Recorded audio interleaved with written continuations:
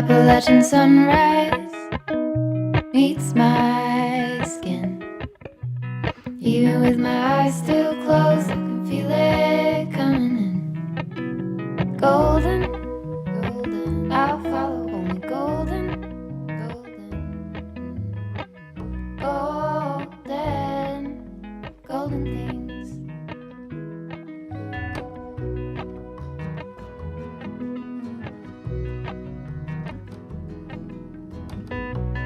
Mount Laurel high fives for miles in spring. Rainbow trout and a hummingbird wing. Golden, I'll follow only golden. Golden, golden things. Gold hair, gold rings, gold leaves, gold anything, golden, I'll follow only golden, golden, golden things.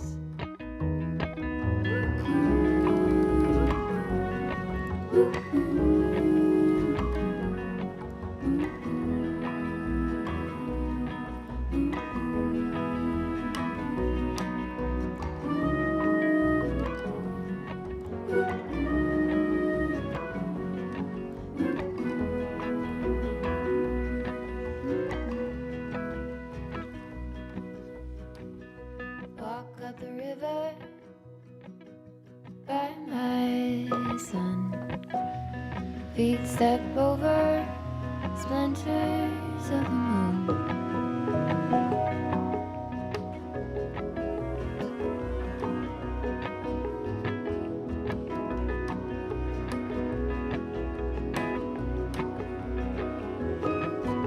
Golden, I'll follow only golden,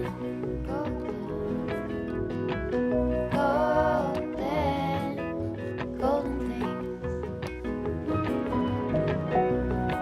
Gold birds, gold string,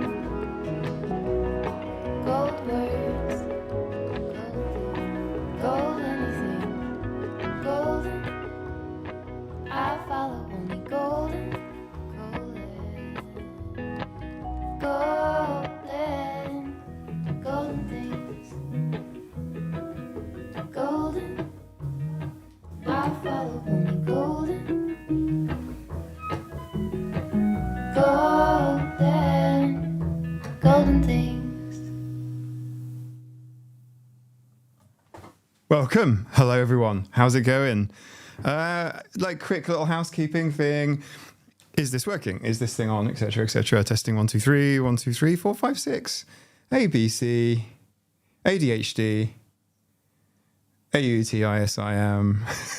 Is it working? Let me close the door. Hopefully, Tea Fairy is on hydration duties. Hopefully the Tea Fairy is on hydration duties. How's everybody? So first of all, okay, there's always something going on. What a month August was.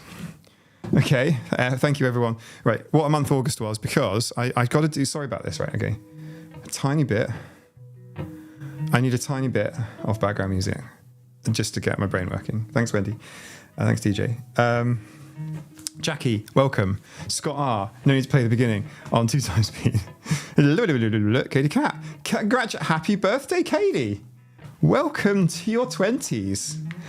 I remember what those were like. They were a thing. General, oh yeah, you're on time. I love all Simon Pegg movies. Me too. The trilogy is fantastic. So the reason I've gone for Yawn of the Dead, so to speak, is because I am absolutely tired. Because I've just spent a weekend in England doing YouTube and kitty cat related things. Oh, Helen and fam. Thank you very much for the gifts, which I've just opened, by the way, for sending stuff. These Camageddon today will be provided by Helen, who has kindly provided these Dreamies and other things. Not just the Dreamies, but I took the Dreamies because if I shake this into the microphone, will it summon everybody's kitty cats? I think it might. So yeah, definitely a happy birthday, Alan Altchin. Did I say your name right? I threw up my breakfast today because I was overstimulated. This live is good news. I'm sorry you did that, Alan. And I can empathize because I was sick. I don't know, do you guys want to hear this stuff? Helen, I was surprised to see you on here tonight. Yes. Well, this is live stream day. I was going to do live streams in the UK. I was going to do all kinds of stuff. But my goodness me, there's so much going on. And by the way, I am in absolute agony right now. I feel like a zombie. Nina and I just went and got some takeaway chips. I ate like a handful of chips. I'm normally a pig. I eat a lot. I don't know if it's sensory seeking behavior. I mean, I used to weigh like 135 kilos or something, which funnily enough, when I was talking with Thomas Henley, he did too. We've shared some. Mike is a total machine. Scott, Mike is currently zombified. That's what the Simon Pegg reference is all about. Mike is here, but Mike is whatever. So all right, Mike Tell. Okay, cool. So we're 5 a.m. on Friday morning, obviously UK time, but it doesn't really matter if it's UK time or not. You all know what 5 a.m. looks like. So, and this wasn't from insomnia. This is because I had to catch a boat, because I live on an island and I needed to get across to England, and it's a 4-hour boat. 4-hour ferry ride. So 5 a.m. I was up. Nina was up as well. So we said our goodbyes. Nina helped me pack the kittens.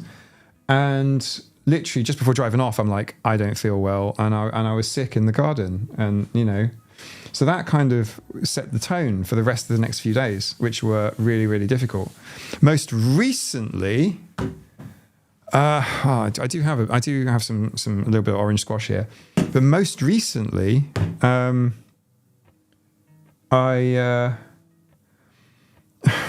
don't listen. If a bodybuilder invites you to join them in a strength training intensive workout,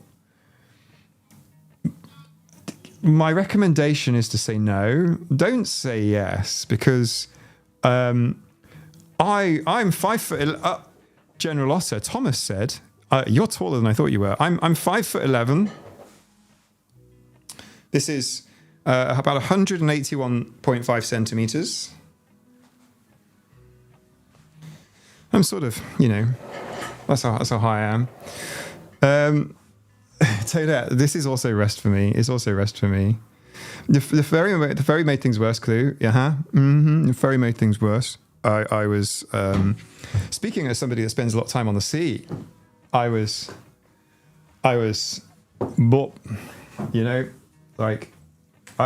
suffer a little bit from seasickness. So anyway, yeah. So I spent the entire weekend eating like a little delicate little bird.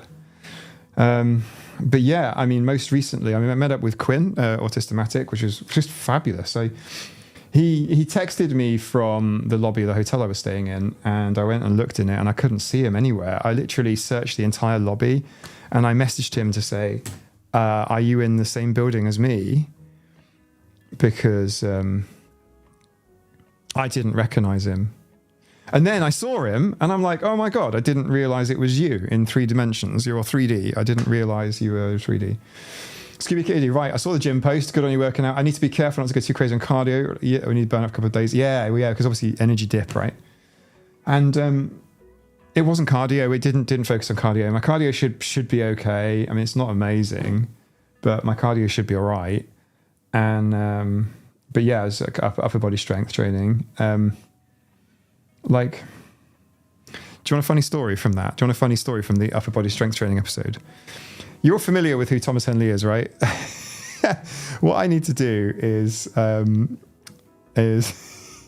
Mink Wells is Tracy K. There you go. TJ, With that hat and cane, Quinn has a total Terry Pratchett vibe about him. Yes, absolutely.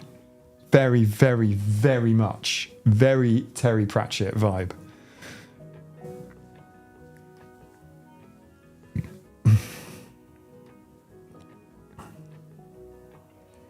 I'm trying to be kind to myself, Phoenix. I mean, I wasn't sort of throwing up on purpose. I was just trying to... So I obviously, lots of stories were told and, lots of experiences. I spent an entire day with Thomas Henley. But the gym part, anyway, was quite a story. I've got so many stories to tell you all, if you want to hear them. If you want to hear stories of YouTube adventures, we can do it. And then we also have, obviously, collaborative type stuff. But yeah, I'm so sore. I'm taking painkillers right now. But I've never felt so in pain. My entire upper body is just on fire right now. And it was like, so obviously with the weights, right? I'm putting weight when I finish my set, the set of reps. I then get off, and for a break, I then put weights on for Thomas Henley, and I'm loading up like the bench press with all of these heavy weights, and then Henley's lifting it, and I'm spotting for him. So I'm standing over TJ. Thomas Henley is one of the individuals who made me realize I'm definitely bisexual. Very attractive dude. Well, TJ, I'm standing over Thomas Henley at on the bench press, because it's quite dangerous. You're obviously holding up this bar with all of these weights. I've never done a bench press. I don't do bench pressing, but bench pressing is that traditional thing where you're sort of on the bench and you're holding the weights above you on a bar, and you're doing the reps, and then somebody has to help you. It's a two-person exercise because it results in injuries. If you drop that bar, it can really hurt you, or that, very bad things. And I'm standing over Thomas Henley. Literally, his forehead is about 2 inches away from my crotch. This isn't a homoerotic fiction novel. I'm just telling you how it is. And so I just get the giggles. So anyway, I'm trying to have a serious face while he's doing his thing, because obviously I'm safety for it, aren't I? And he does he gets up to the 6th rep of this. He's lifting a huge amount of weight, by the way. He's lifting an incredible amount of weight. When it was my turn, most of those weights come off, you know what I'm saying? But for him, he's loading up these weights. He's the biggest bodybuilder in the gym, and it was a busy Monday. It was heaving. And so I grab the bar off him and then help him put it back. And then I say, I wasn't going to make a joke while you were working out there, because I didn't want to, because it could have been dangerous. But I said, if I let that drop on you, I would get more YouTube views.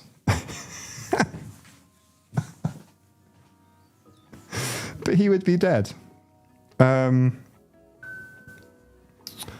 So yeah. So this is good fun.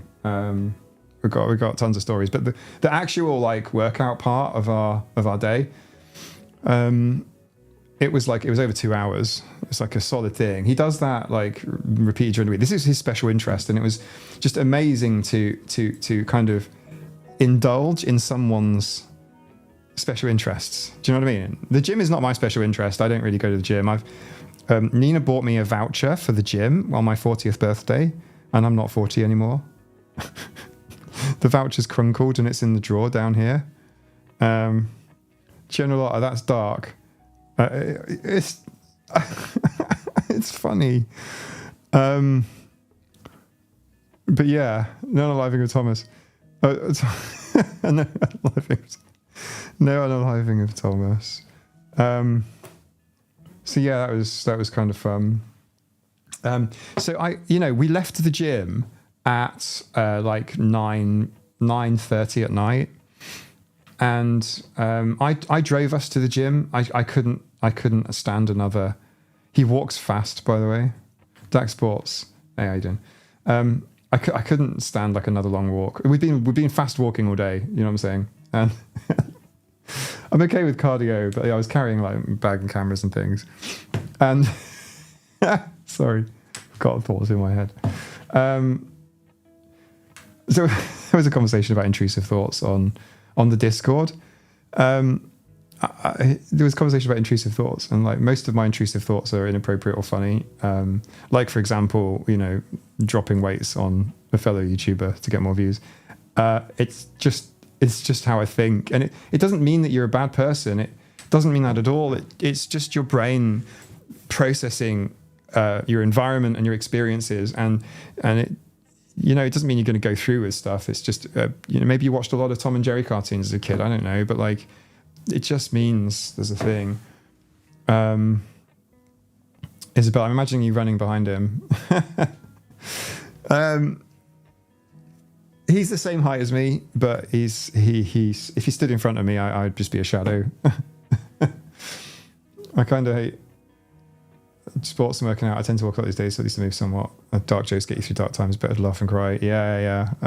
It's like it was good fun. I like just indulging in somebody else's like environment and the things that they're interested in. It just means a lot to me. Like I get a lot out of it because, I think it's also fair to point out that Thomas was the most gentle, kind, thoughtful physical instructor PT I've ever met. Like. He was so conscientious. I think he's worth pointing out. 1 second. Kitten break, everybody. Kitten pause. She did it by herself. On screen, for those just listening with audio, which I know is quite a few people, you want to look at the monitor right now. This is Tosca. Hey Tosca, you alright? Hey Jilly Wild, how's it going? Too much limited shots. It's nice when you can share those thoughts and laugh about them. Yeah, quite. 9% of my intrusive thoughts go funded into my projects, and I have some crazy gory ones too. It's hard enough for me to go to the shop. Don't ask me to go to the gym. Why? I don't go to the gym. I'm not a gym person. You know what I'm saying? Like, I'm working on a punk song strategy called Intrusive Thoughts. Amazing. Katie Cat, I'll be popping in and out of the stream because I'm at the part listening to music. Carrot Winterbank. In the photo of Mike and Thomas's biceps bigger than Mike's head. Thomas was the biggest person in that gym. Yeah, just for context, Thomas was the biggest person in the gym. Like, oh, by the way, I've got bigger calves than Thomas. Yeah. Do you know what was really weird? Because like Thomas was teaching me how to like flex muscles and things. He was like, do this, do that. We were just pissing ourselves laughing. I just can't begin to tell you what that image looked like. I was wearing like cycling shorts and like my kitten's rash guard, and like Thomas is like teaching me how to like flex like muscles and things, and like he was going, oh, your calves are joined like this, that, and the other, and I just didn't understand any of it at all. I didn't understand what he was talking about. It just made me laugh. It must have sounded. It was like I was having these really inappropriate kind of giggly thoughts. It was all. How do I describe it? It was all sort of like homoerotic kind of giggles. I don't mean anything by that, by the way. I'm not trying to be rude. I don't have it's like sexuality and sexuality conversations. Like I don't like you do you. It's like, so I'm in the Villas gym, like, and we're like flexing like bits of leg and like bits of arm and stuff, and it was just the funniest thing. And they have a no filming policy, so the film that we do have, and we do have some film, is hey Tosca, the film that we have is all very surreptitious filming. You know, it's a cat in a gold leaf.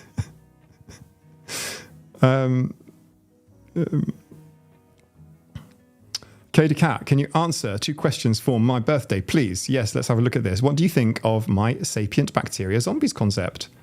Sapient? You mean sentient? Sapient means human, right? And what's your advice for an autistic entering their 20s?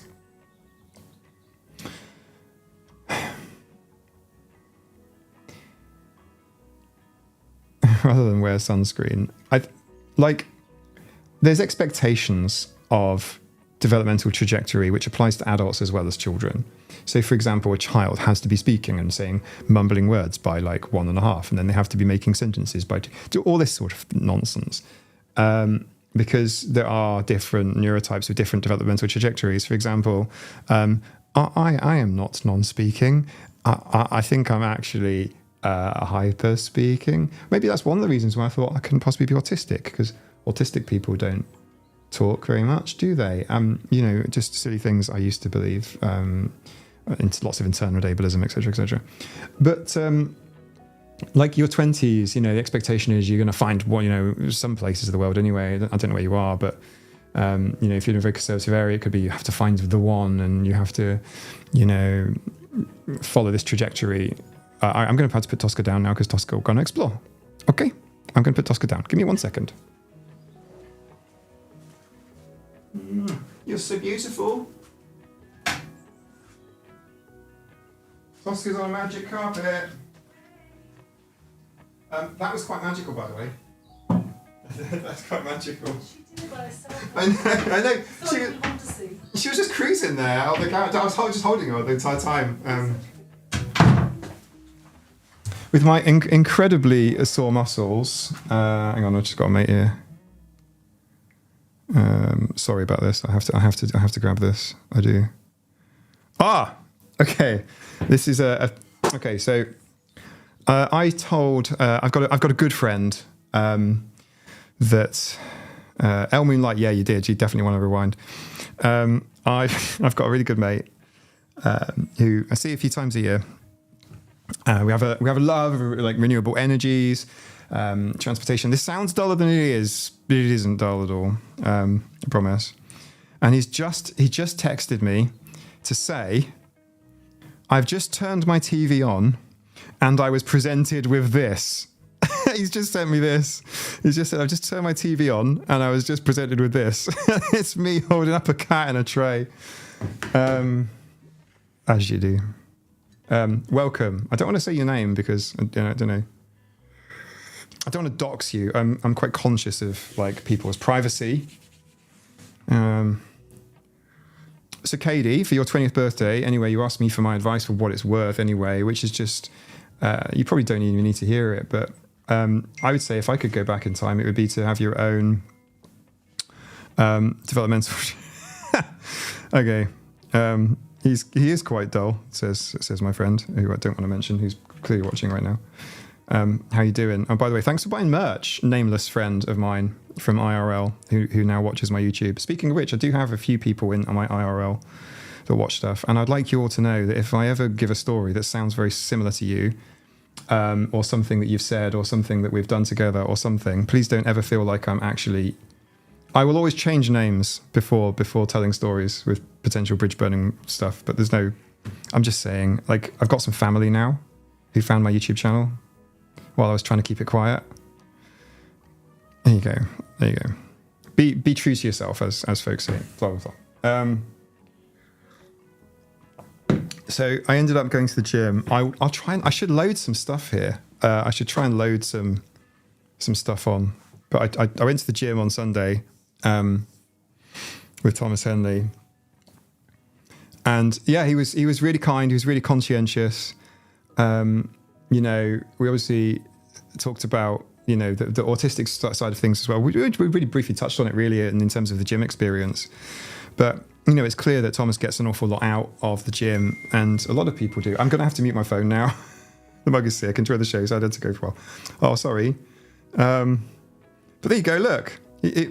My IRL friend is saying the mug is sick. It is. He bought an AF one in yellow, which is AF. It's on the AF store. I'm not trying to flog mugs, but maybe I am a little bit.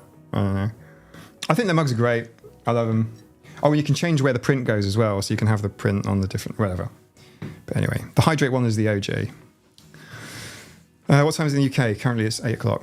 So let me before we do the zombie thing, because I do think that's ghost thingy.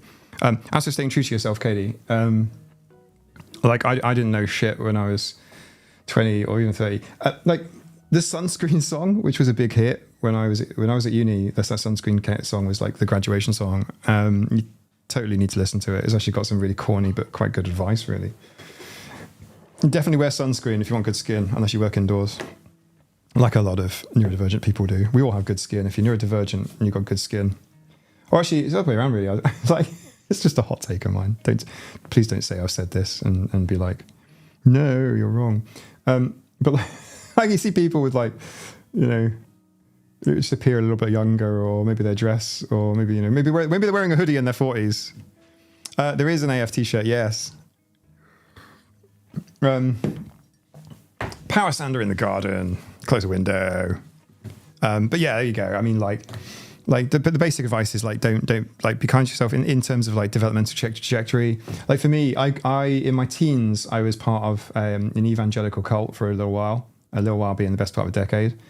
I have a ton of stories, and I'm not being like anti-religious here. I'm not trying to. Do you know what I'm trying to say? I'm not trying to be political or make politics and religion conversation, but I'm just telling you that is a different person or a different outlook. So, you know, kind of like there's a lot of pressure to get married young, all that sort of stuff. So other people have ideas about your developmental trajectory or what you should be doing. I did maths, physics, and chemistry A-levels. I was an A-star student, but obviously I was involved in this evangelical thing, and I struggled with maths. As consequently, I got a university offer based on 2 Bs and an A, and I ended up failing my maths A-level. There you go. It's out on the internet. I've mentioned it a few times before, but I got an N on my maths A-level, which basically means, or was it a U? I think it was a U, meaning ungradable. Like it's not even like A, B, C, D, E. It's just nothing. And I had to go and have a meeting with the uni because they gave me a computer science honors degree. Was based on me not failing, like actually doing quite well on it, not failing it. So they let me into mechanical engineering, and then I transferred again. But I had to actually retake a lot of my maths A-level at a night college, evening college, like a community college, which was kind of shit. It's just throwing it out there, like, but don't like think like your like trajectory for life has to follow a certain path. Because for me, it was you had to do maths, physics, chemistry A-level high school, and then you had to then go on to do a degree, and then you get one job, like work for Microsoft or something, and then you work there for your whole time. Hey, Helly, how's it going? So yeah, clue. Sun is my enemy. Yeah, we're all kind of vampires at heart. PJ Lightning, I'm 61 and still single. You have to live your life for yourself, not wait to be completed by someone else. Oh, don't get me started on the relationship thing. Like, there's so many folks who... there's a time and a place for this, I guess. I will make content about it. I've spent hours with Quid and Thomas talking about this stuff offline, obviously. We've had some fantastic conversations. And, you know, in my view, a lot of people are really looking for one person to complete them and rely on them for all of their needs, so to speak. And that's, in my view, kind of unhealthy. I mean, it can be psychologically stable, right? But like it can be really unhealthy. Like you do need to have alternative sort of sources for needs. I don't know if I'm saying that in the right way. But there will be some dedicated content on this, I promise you. I've got some stories I'll tell. I'm going to have to change names, though. I'm going to have to change names and places because, yeah, we can't have that kicking off. I'll have comments about the relationship with you. Yeah, I'm sure you will. There's be a lot of people who will have some shit to say about that. Don't worry about life. Life will lead you, yeah, and you'll get scarred to shit as well. None of us are escaping this thing. So, like, on the zombie theme. So, you know, don't sweat it. Don't ever worry about not meeting a trajectory. These are some really good comments. These like some fantastic wisdom in here. Like crowdsourcing the wisdom of everybody is just incredible. I'm just quickly scrolling the comments. This is my reading face. I noticed Jen was doing that the other day. It's like, oh, this is my reading face too. Jen's reading face is a little bit better than my reading face though. I'm literally doing a scoop. All right, cool. So I just spent like I said, the weekend with Quinn and Thomas Henley, and it was absolutely fantastic. So Quinn, yeah. So meeting Quinn was strange because I just didn't recognize him in the hotel lobby. I literally texted him standing in the lobby going, are you in the same building as me? Because I can't see you. And then eventually I found him. Yes, TJ looking like Terry Pratchett sitting in the corner with a hat and a cane and the beard and the face and the dress and the shoes and everything. He was a veritable national treasure of a man sitting there. And it was really weird for me because I guess you guys have seen me on YouTube, but I've seen them on YouTube, and like particularly at a time when I was trying to figure shit out, both Quinn and Thomas, amongst others, but definitely Quinn and definitely younger Thomas, you know, he was a bit Thomas is quite young, so you know, he's definitely younger Thomas. You know, had some thoughts, created some content that I found really useful to kind of process where I was at the time, and it was just incredible to sort of see them in person. So we had some good conversations. Here's another one for you. I'll tell you a dissociation story. Who wants to hear a dissociation story in real time? Let me just have a couple more sips of tea, and then I'll tell you a disassociation story from the weekend. I need to drink this, and I don't want you to hear me gurgling my tea, so I'm going to go lean over this way, and then you can. I'll tell you a disassociation story.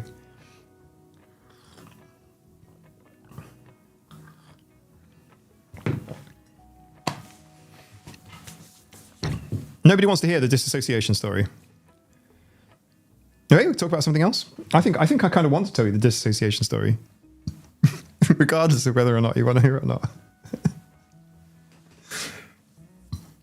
There's a video in it.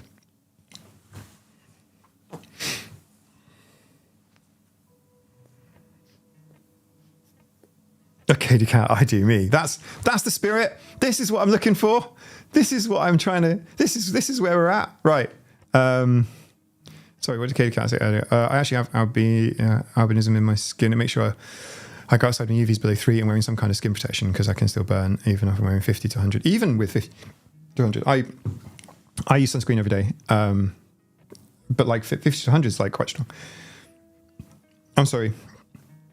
Sorry, do excuse me. I'm having like stomach and GI related issues. Hang on.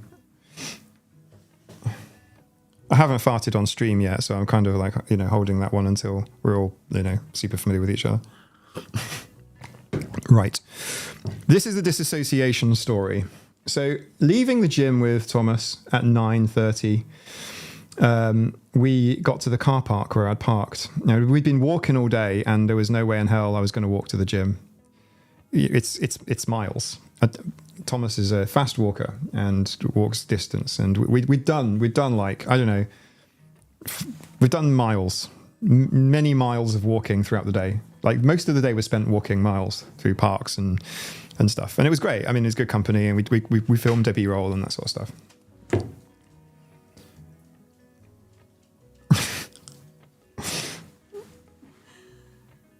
This is the invisible hand of digestive issues has delivered some.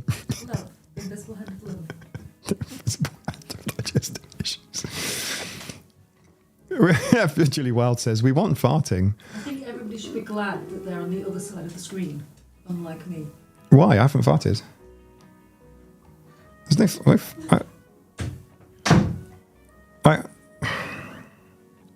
It's the invisible hand of. Not sponsored, by the way. All right, let me. I want to just give you the story because actually, I do genuinely think this is quite useful content. This will be in a video at some point, and it might be on Thomas's channel. It will be on mine. So we leave the gym at 9:30, and we get to the car park where we left the car, to find it bolted and shut and locked. It was an underground car park, and they had closed. No, it's not baby food. It's gastrointestinal for heartburn and indigestion, chewable tablets, and liquid heartburn relief. So let me just tell you. So we got to the car park and it was locked. So this was nighttime. It was dark. The car had been locked behind, these impenetrable metal shutters. And there was a sign on the gate saying, if you want us to release your car, it will cost you $100, and there'll be a big delay, to come out. Like, we'll come out when we can, and it'll be $100 to open the gate for just you. We were 3 minutes too late, and they'd locked us in. And And Thomas is like, oh shit, because I had to leave. I had a ferry to catch, like I still had 2 hours to drive, and then I had to get on my boat to come back home. Like, it's, you know what I mean? Like I didn't have time to like wait around. And so I called the hotel that was next to this thing, because there was like signs for the hotel, and the hotel, literally the woman said on the phone, "It's not my problem," and then hung up on me. It's like, what? Okay, wow, that was quick. I phoned the council, no response, and it's like, okay, what now? And just sort of like looking around this car park, in the dark, this sort of area where people sort of deal drugs and stuff, and and I found a guy on the inside. He was just sort of sitting in his car waiting to come out, and I'm like, hey, over here. I convinced him to press the emergency exit button with it was like an alarmed button, like a big red button. And I'm like, hey, look, could you just hit that button for us? And he was like, oh, no, I don't want to do that. I could get in trouble or whatever. And I'm like, oh, just give it a tap. I said, if you don't give it a tap, I'm going to have to go and get a stick or something and try and hit it from outside. In the end, he did tap it, got in the car, drove off. And now I'm kind of telling you the story like it sounds like nothing. And Thomas will give a much better story example. He'll tell it better than me. But I'm like, hey, Thomas, if you ever wanted an example of dissociation, this is it. Because I don't like when bad shit happens, I don't respond. Like I don't have emotional reaction to the thing. I don't get stressed and het up until I do later on, usually. So anyway, this guy hit the shutters, the shutter release thing. It must have been like a fire alarm type of affair. And we jumped in the car and drove off like really quickly before the shutters could come back down again. It was a bit Indiana Jones-esque. I then got 20 missed calls on my phone, literally 20 missed calls on my phone from the council that were repeatedly calling me back because I'd obviously set alarms off and things. And I eventually picked up. Thomas was like, "You're going to have to answer the phone." And I'm like, "I hate answering the phone." And so I answered the phone, and the guy was like, "What's going on?" And I said, "It's fine, we're out now." And then I hung up. Thomas looked at me and was like, "That was abrupt. That was abrupt." And it's like, I don't know. I just said, "You're getting the true autistic AF experience right now." I'm just. And he said, "You mean you're disassociating?" And it's like, "Yeah, I'm just disassociating." I said, when like my stress level increases, I get stressed and stuff, like quote unquote normal, as in the normal average, not a normal individual person or a standard we hold up as a typical standard. But I do mean like I get upset, whatever, like normal people. But like there's a certain point where if that sort of pressure thing is just breached, I'm just numb. It's like my brain automatically just anesthetizes itself. That's how it feels. Like I'm just like, okay, I'm here now. Now what? And I just sort of get on with it. And I don't know, maybe an hour later, maybe a day later, maybe a week later, then it hits me, and then I end up uncontrollably sobbing. And it was really quite cool to experience that with a friend, another autistic YouTuber, no less, who probably will be able to give you a much better story. Like he'll think about how to, he'll do it, I'm sure. Because then we're just talking about stuff, and he was explaining that he didn't cry when is that what dissociation means? Yeah, kind of. Like he was explaining when a family member died, that he just didn't cry, he didn't respond. And this can get you into trouble because people expect a certain emotional response from people. In fact, in the past, it used to be common, in fact, it still is in some cultures, particularly in the Middle East, to hire mourners. You hire basically actors to come to your funeral and cry. That's throughout a lot of human civilization, ancient civilizations, this paid mourning was a job role. Isn't that interesting? The outburst of emotion is something, it's like a paid product to add to your funeral. Like do you want some extra flowers, that kind of thing, like a menu. Do you want sides with that? And if you want sides, do you want a side of incontrollable sobbing? And it kind of like, maybe I need someone to do that for me sometimes because to make up for it. And then, so I don't, PJ, the panicking will come. It's like, if it's like moderate to high stress, then I will be panicking and stuff as well. But then if it goes beyond that, I just go to zero emotion. Does that make sense? I'll draw it as a diagram. I will turn this into a video that will be much better presented. Yes, it happened to me when my mum passed away. I wasn't diagnosed yet and wondered what was wrong with me. Shalom, yes. It's that wondering what's wrong with you. It's like, I should be feeling like this and I'm not. I'll tell you another very, very quick one. And it was just like when I, quote unquote, received my autism diagnosis. Didn't work like that, but for the purposes of this quick story, I'll just say it like that. I've received a formal diagnosis. It's like, I just said, so how do people feel normally? Oh, they feel relief, or they feel like, blah, blah, blah. And it's like, okay, I feel nothing, so I feel nothing. I mean, obviously, I felt sufficiently to actually then go and make a YouTube channel about it all. But you know, it's mostly at the time. The other thing to mention as well, and I'm not sure how many of these stories I can tell, but I've been involved in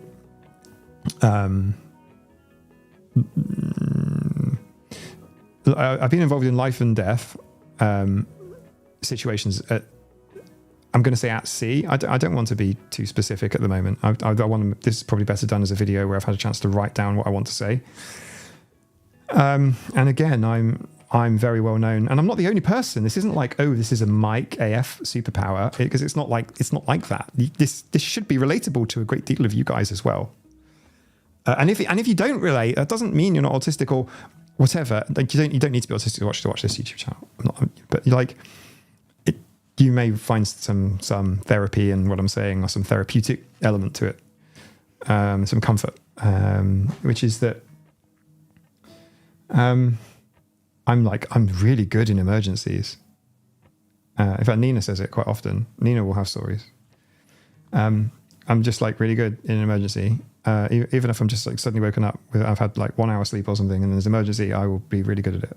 Fire, flood, whatever, drowning. And what tends to happen, especially if it's been an emergency involving, say, diving, is there's a debrief, you know, a cup of tea, a chance for everyone to talk it out. But for me, it doesn't work because I can't talk it out because I've got nothing to say. I don't give a shit. The following day is when I feel it. Make sense? So then you can be incredibly good in an emergency, you know, have the skills of clear thinking at times of crisis when people around you are falling apart. And then uncontrolled, anxious, sobby mess in the supermarket. My goodness me.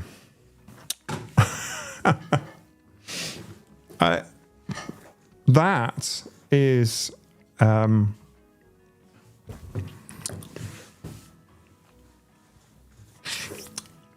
asked my psychologist, is this autism? It's like, yeah, that's come part of, you know, a package of processing differences, like delayed to processing, or you see, TJ, delayed processing. Yes, I go with that. Yes, but that also implies like delayed processing. Like, so for example, sometimes when I'm in meetings, like work type meetings, because I charge by the hour, I find clients shout and talk very fast at me. They go, yes, Mike, but the problem is when it's server A and it's communicated with B, then we have an issue in the middle, and because of this, and I go, whoa. And the reason they talk that fast is because they're paying me by the hour. They want to get value. And I need time to think. I consider that delayed processing. I'm talking about a delayed emotional reaction. Like, I've been first on the scene at car accidents. And I'm just like straight in there, engine off, make sure the situation's okay. Are they okay? Get somebody to call an ambulance. Just do it. It's just an act. It's just like autopilot. I'm not even involved, by the way. Can I explain that to you guys? Do you understand that? Can you relate? I'm not even there. I'm not even there. I'm just watching. Like it's like sitting back and watching a really shit black and white film.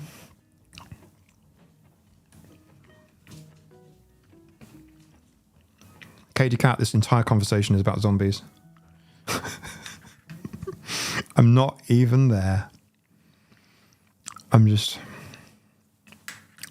you know? So,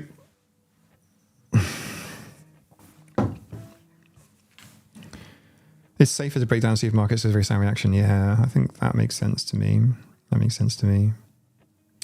Helly, I kind of thought I had the ability to just turn off my emotions, so it's too much, but I can last a week, so I've got no big emotions at all. Interesting, Helly. Interesting. Yeah. For me, it doesn't last that long. Shutdowns do, but no, it doesn't last that long. But it's like it is building up a debt, though. It is building up an acute debt that has to be repaid, and you don't get a chance. You can't decide, oh, I'll sleep an extra hour every night for the next week and I'll be fine. It doesn't work like that. It's like, no, right now you're going to break down. Right now you've got no control over your emotions.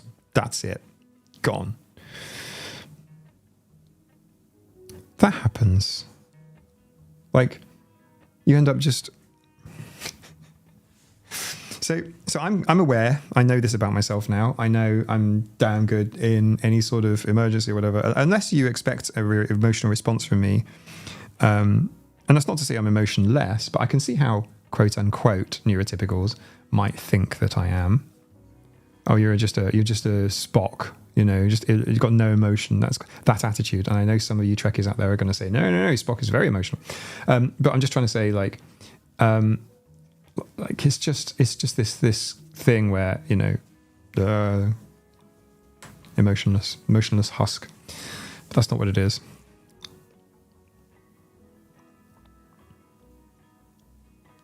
Harriet's in a hotel room. Harriet, I take my own tea bags. I'm sorry about that. We have discussed this, haven't we? Earl Grey is a difficult one to find. I always find English breakfast tea, especially in England, they always give you like twice as much as the other stuff of English breakfast tea, which is good because I use it all. And sometimes, don't judge me, but sometimes if there's a bag or two left over, I'll take it.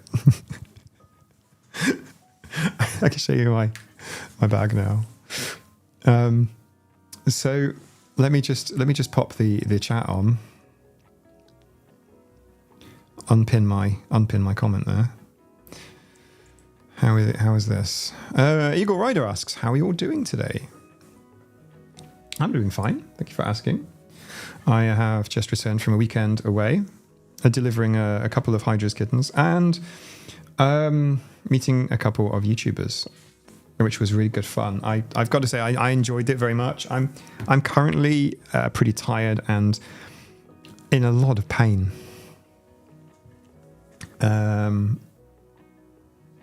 Yeah. I'm in a lot of pain. I gotta say, I've never like muscular pain. Do you know what I'm saying? Like, I did the full thing with Henley, just with less weights. Like, I would be putting. I'd finish my reps and put weights on for him, and then he would finish his reps and take the weights off for me, and we'd just do.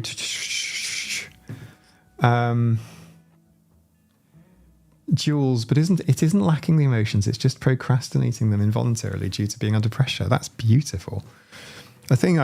Something I really enjoy also about these live streams, by the way. Like, there's so many things I enjoy about them, but there's one thing I really enjoy about them. And I will give an incoherent stream of consciousness, and someone like Jules here will summarize will summarize 5 minutes of incoherent consciousness into a beautiful sentence. Yeah, that. I'm seeing cancer at the moment because currently I don't have my feelings. Just gave me sertraline, so I'm not sure that's helping. May or may not, who knows? Someone else might have experience with sertraline. You go rider? I feel better soon on it. Yeah, I have multiple muscular pain. Multiple neuromuscular issues. Thanks. My muscular pain is directly correlated with going to the gym with a bodybuilder and copying his workout. Oh, this is going to exercise this muscle, and then this means blah, blah, blah, blah. He was really good.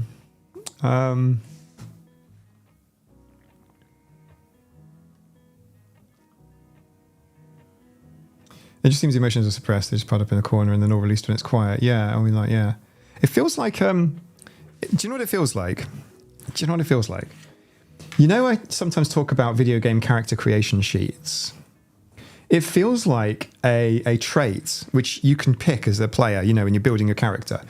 And here's your trait, right? You can either be, you know, like emotional. You've got no control over your emotions. They will happen when they happen. That's it, you know? You might break down under pressure and not be able to perform a task, but you're not going to have any sort of uncontrolled outburst at any point. Or you can have the zombies are coming. What do you do? Quick thinking, I've got this. Right, that's a cool trait. But the negative of that, because you've got to have, the game has to be balanced, you know? So the negative effect of that is occasional infrequent, delayed outbursts, which you will eventually learn how to control in such that I'm going to need to be kind to myself for the next 2 days, which is the mode I'm in right now. Do you know what I mean? That. Would you choose it or not? Let me know. Something about Spock sex, and then it's peace of mind.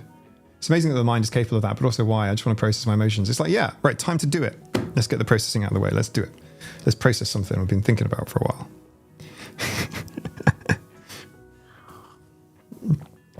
El Moonlight, skip drawing an emotion card this turn. Yes, but there's a payback. I feel like that's so accurate. I can't see a problem with the analogy. The Goner's card, funny analogy. I can't see a fault with the analogy. I just can't. It feels really accurate to me. Except you can't choose. You don't get to choose. None of these things do you get to choose. Harriet Winterbanks, if I shouldn't amount to tea for the evening has been acquired. Ow!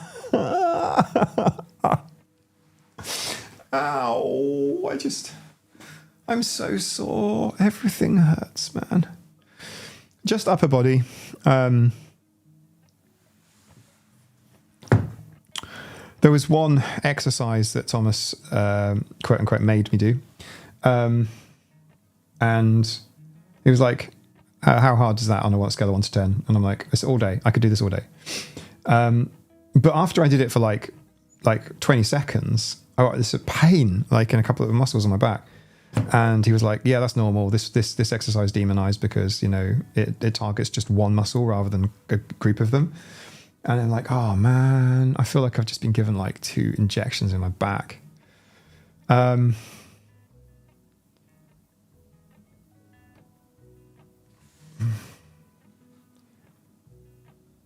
it's a good one. Sometimes I feel like an idiot for sharing my stories with you guys talking because it's really hard to be open, but I do feel more accepted here. Hey, Eagle.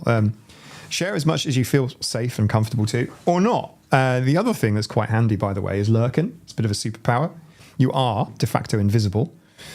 It's not possible for people to see who you are. It's a cool thing about the internet, you know. You can kind of lurk in spaces. You can learn from them without even participating. I'm not even suggesting people lurk. Participation is, you get so much more out of it. But yeah, don't feel the need to overshare. I will overshare on behalf of everybody if you want. I've got more than enough stuff to overshare. Without endangering anybody's privacy, I can do it. But most of my good stories involve other people, and like trying to get them to sign off on it's really difficult.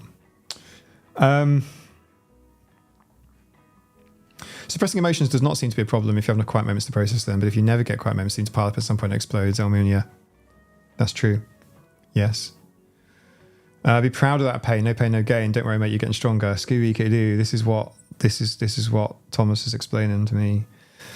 And the fact of the matter is I did volunteer for this because upper body strength is something I need to work on. So I'm pretty strong. In fact, leg strength, I reckon I was among the the hire in that gym because I carry a lot of heavy scuba kit. I pick up heavy scuba kit and I walk with heavy scuba kit. But everything else, I'm not working. So there are muscles I've never used that are in pain right now, and it is a lot of pain. I'm not exaggerating when I say it's like it's right up there. And I'm on cocodamol at the minute, like. Like the codeine is suppressing it. Without it, I don't even want to know what I'd be screaming. But it has improved my mood, so that's good. The Shalom 12. I look most of the time, always here, almost never chatting. It's fine. It's nice to have you here. It's nice to see your name pop up. Whimpers, now a potato. I look most of the time because when I don't overshare, I delete half my comments before I send them. I delete stuff too. Well, my own stuff, not on this channel. To be in your neurodivergent community can help you feel so much more accepted and be yourself without thinking too much about others. Yeah. I think, look, like I think, because it's hard to talk about a divergent group of any form because, you know, how do you start making generalizations? Nudibranchs, for example. I love my sea slugs and my nudibranchs, and I can't say, oh, well, nudibranchs are like this because no, they're all different, but they do have some things in common. I mean, nudie meaning naked, branch meaning gills, so they've all got their gills on the outside of their body. But the colours, the sizes, the shapes, the environments, they're all different.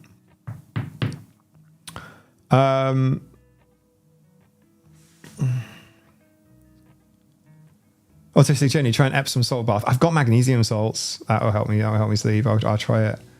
I have been feeling quite stomach aware all weekend.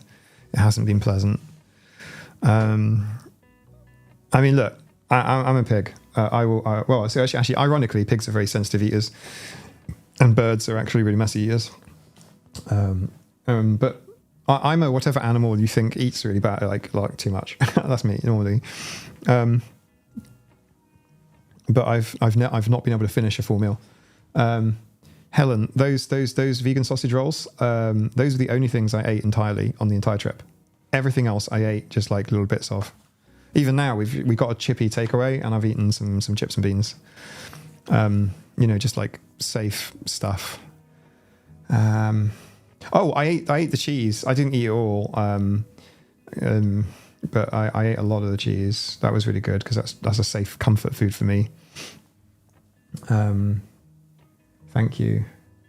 Oh, and I've just started to open some of the things that you sent. Thank you so much. Maybe we'll do that on the stream. These dreamies, goodness me, if I swear. These are from Helen, by the way. Helen and family. When I say Helen, I mean Helen and family. These dreamies. The irony is that I gave them some cat treats and then they gave me some cat treats. It's like we've exchanged cat treats. Nudibranchs are all pretty. They have that in common. Oh, some of them are like plobs. Mike, what's your opinion on weevils? I've never considered them. I usually comment on weird things in streams to annoy people. Respect, Mike. Respect the Mike. You eat the same thing every day, anyone like I do. I've got comfort foods. I've got like similar things. And in my video on what's in my bag, I go into that a little bit because I always carry something around that's nutritious and appetite and compatible with me. The streams are not sponsored, but one of the companies that I would do a sponsorship with is this one.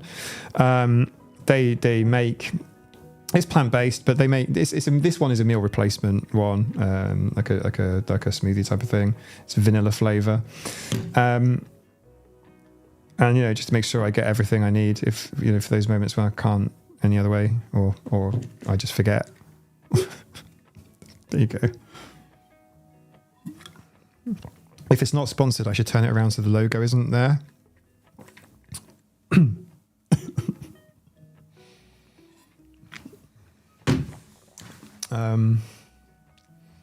I have to eat grapes before sleeping. That actually sounds like a really cool tradition, actually, as far as routine. Would you green ones or red ones or purple ones? Mink whales, it depends on how many weevils. Always pick the lesser of the two weevils. Sorry.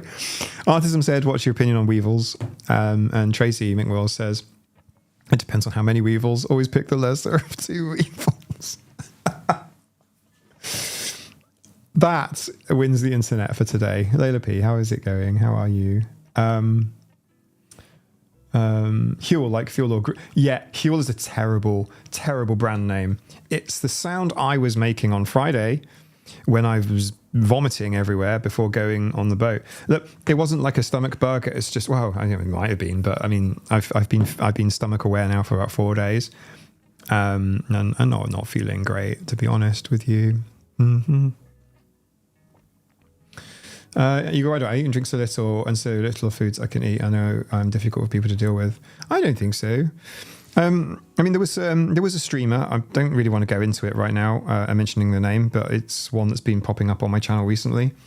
A very big one, and he was using an example talking about helping an autistic person in therapy with respect to dating and meals, and he suggested that.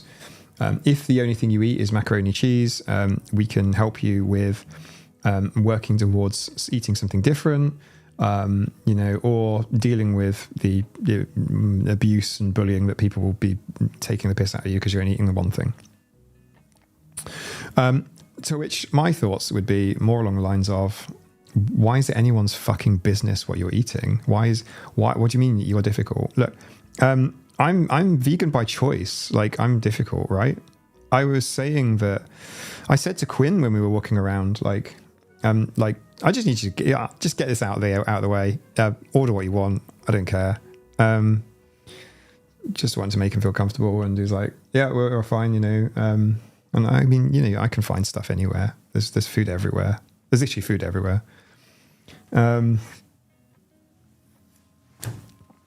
Yeah. Pound shot Janeway, even autistic cats home late, no from my mum. Oh, no worries. You do need to check out the beginning of the stream. There's a lot of cool shit that happens at the beginning of the streams. It just works out that way. None of it's planned.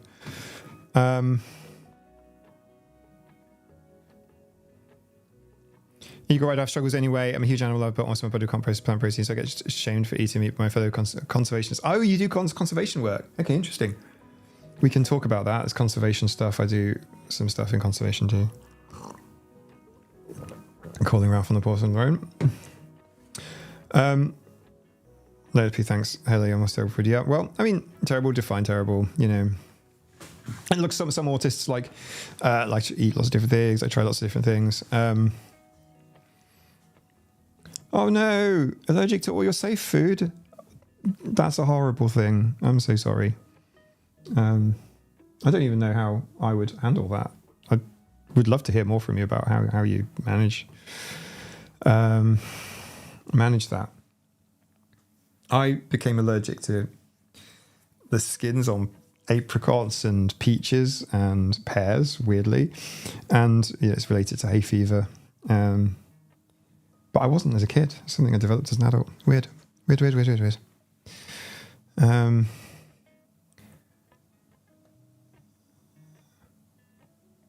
I'm reading some stuff. Oh, you're all so lovely in the chat. You're all so nice. All of you are lovely. You're all the most loveliest people ever. I do mean that, by the way. I'm not flippant. I don't say things I don't mean. Unless I'm like just laughing at something. Like dropping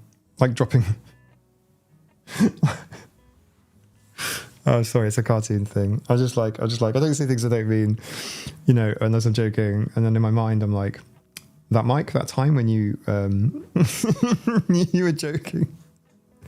Sorry, it was just Thomas was lying on the bench, and he had like 80 kilograms. So no, I think it was at the time it was 60 kilos he was benching at the time, and I was like, if I don't spot you. Because you work towards exhaustion. It almost doesn't matter about the weight, right? It's like the number of reps you do. You work to the point of muscle exhaustion, and it does creep up on you quite quickly, which is why you need a spotter, because without one, that bar can land on your face or your neck. And I said to Thomas, I didn't want to make the joke while you were working out, but I thought, if I let that drop on you, I would get more YouTube views. I slowly make my way around the planet, eliminating the other autistic YouTubers. They all have terrible accidents around me.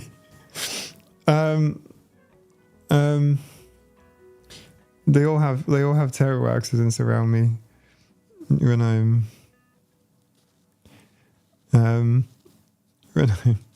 Caraxi, yeah, what's a vegan? Yay, vegan. Like, so, Minkwells, Tracy, yeah, there are literally no bad peeps on here as I talk about assassinating Thomas Henley.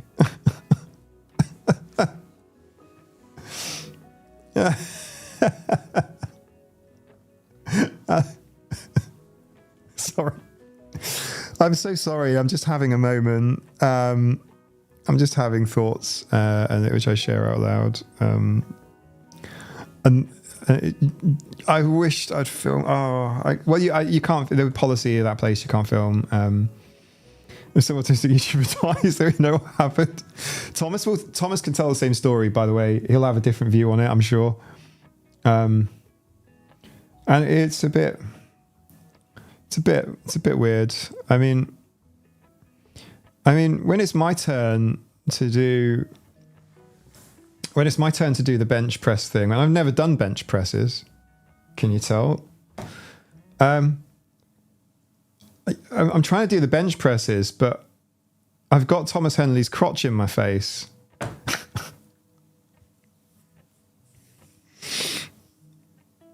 don't think I'd like to do bench presses. I don't think I could do bench presses. Like, I brought a camera and put it on.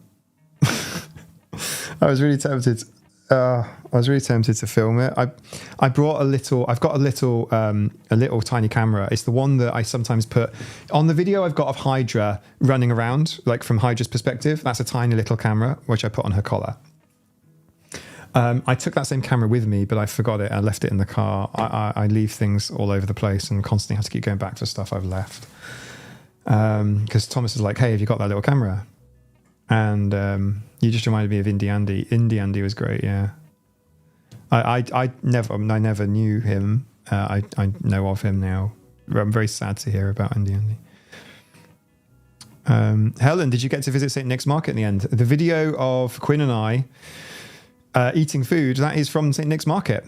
I thought it was beautiful and smelt amazing. Oh, wonderful. There's this covered marketplace. It's like a street vendor's store. It's like the sort of thing you would find from like, it's got a similar vibe to the Far East, where you've got like street traders, except it's all food. It's all street food, and the smell is just amazing. I'm sorry. If you heard me burp on the microphone, I'm very sorry about that. At least it wasn't a fart, hey? So I'm...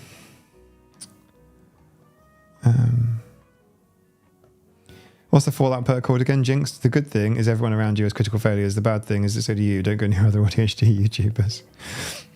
And then I just thought, if I do...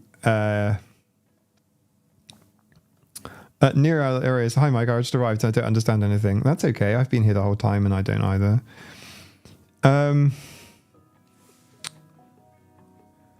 Where are we at? Sorry, I'm just reading some of the comments. I'm just going to do a quick little scroll because I just I just saw Jules, there can only be one autistic YouTuber. So he was like, Thomas Henley said,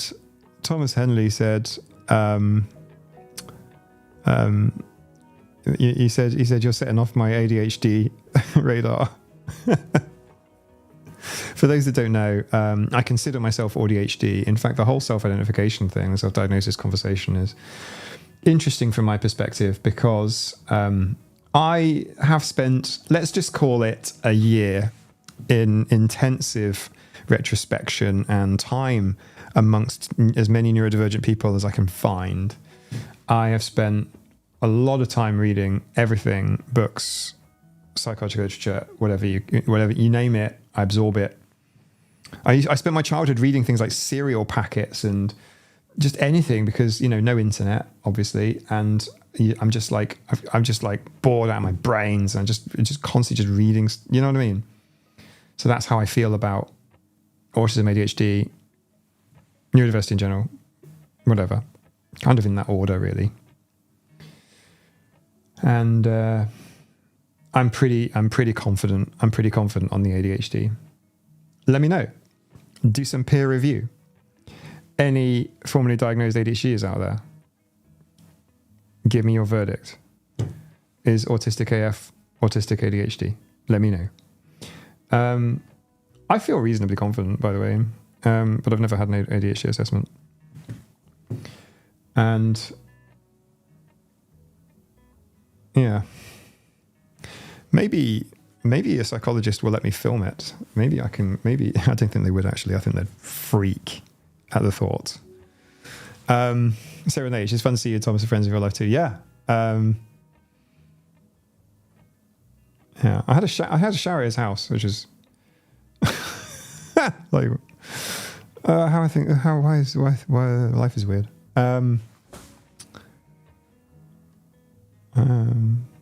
There's no rhyme or reason here, just reactions and tangents.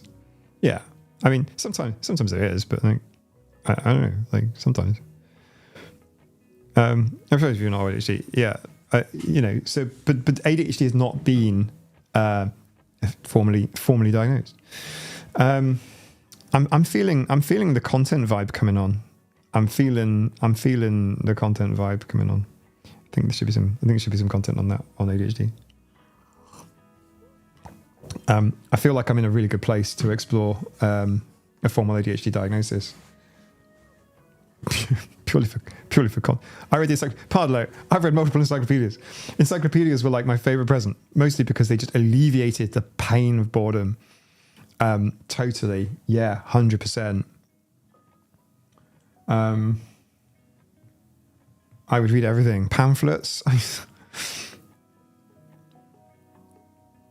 Geo Dragon, neurodivergent comes in. Has had so many accidental injuries due to this, including fall and I'm so sorry about all that. Can I quickly tell you one little funny one as well?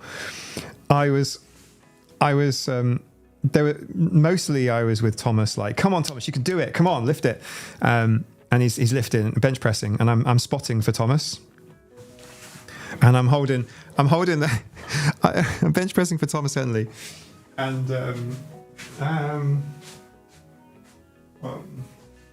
this is the weight. And I hold the weight like this, okay? I hold the weight like this, yeah? And then I lift it up, and then I pop it back down, and then I go, it's now a good time to tell you that... it's now a good time to tell you that, you know, you're putting your safety in the hands of someone who is extremely clumsy.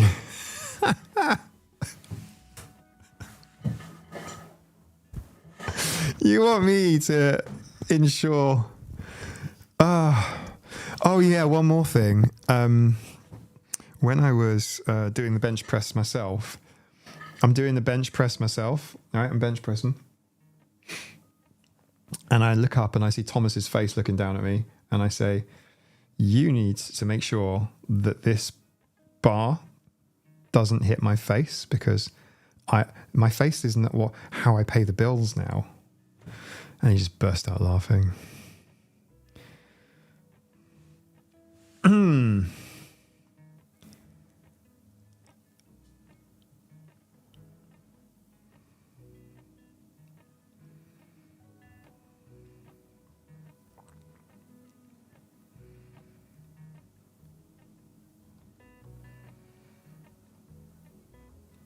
OJHD for the overactive variety.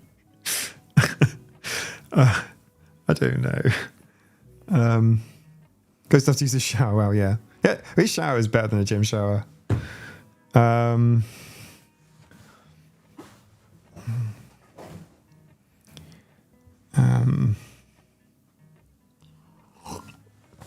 Concrete Jungle is talking about... you're going to have to excuse me while I just lie back for a second, because I am pretty sore. The reason I'm repeating myself, everybody, folks, is because new people keep rocking up, and I don't want them to be super confused. I am in quite a lot of pain. Ensure, what's Harriet Winterbank? Ensure your faith. I don't.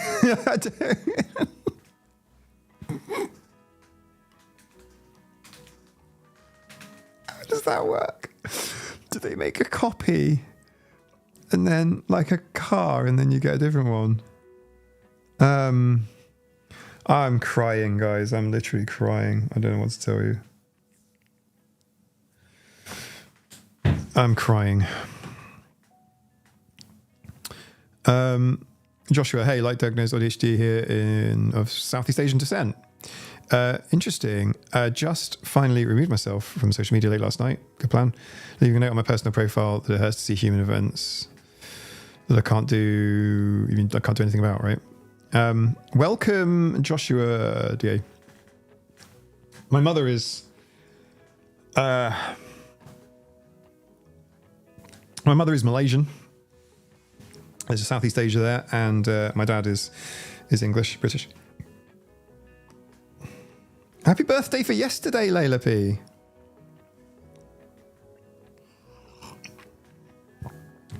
Hello. What the hell have you just said? According to my mum, I got an ADHD diagnosis when I was 4 years old in 91. But but I've never seen it. And I grew up with people telling my mother was crazy and I didn't have ADHD. That story is more common than I would like to hear. It happens with autism too. And I think it's because of this fear of labeling, or, you know, you've got a child and you're worried that you think that maybe that label will change how they behave, or maybe might make them feel like it's a crutch or something. I don't know. I mean, I'm not justifying these positions. I'm just saying this seems to be the common reasons for why parents don't tell their children. I've never been in that position as a parent, or indeed as a kid. I mean, my parents said to my psychologist that it quote unquote wasn't my dad said this, quote unquote, wasn't the done thing. Bear in mind, this was the 80s for me rather than 90s. I'm still a millennial, apparently. I'm an elder millennial. But like him being in the army, you know, I think it's almost a sign of weakness. You know, you've got you have a mentally weak child. This is not my beliefs. I'm just telling you how the perception was at the time. And that's not even the case, by the way. Refer to evidence from my dissociation and calmness under pressure.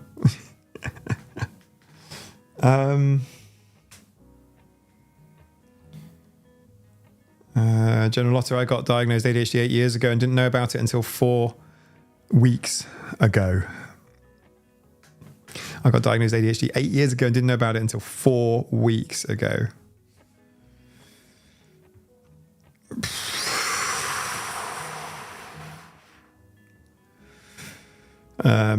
Harry Winterbank, an elder millennial, an elder brain.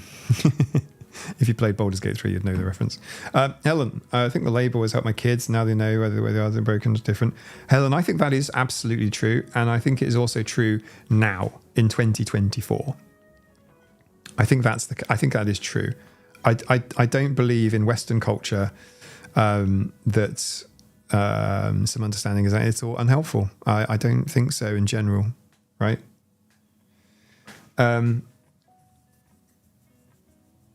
Maybe in the 2000s, probably okay. In the 90s, and as you go back, it starts to get weird. Cheer Dragon, yeah, you're an older millennial. Yep. Apparently, I thought I was Gen X, by the way. Until last year, I thought I was Gen X. Yeah. Although, I don't know, I'm a hybrid. I don't know. Plutonium Lolly, fellow Asian here. My parents are from Hong Kong, but I was born and raised in Germany. Me too, on the Germany. And my parents were in Hong Kong at one point. When my mother noticed something was off with me, she rather went for it. I'm sorry, what the fuck?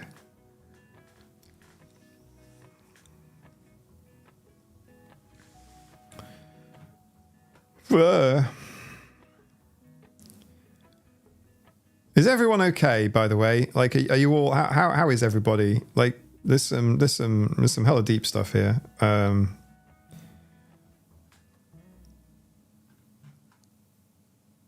I really don't know how to answer that. Let it be. I remember only seeing boys diagnosed with ADHD. Yep, me too. In the past, yeah. The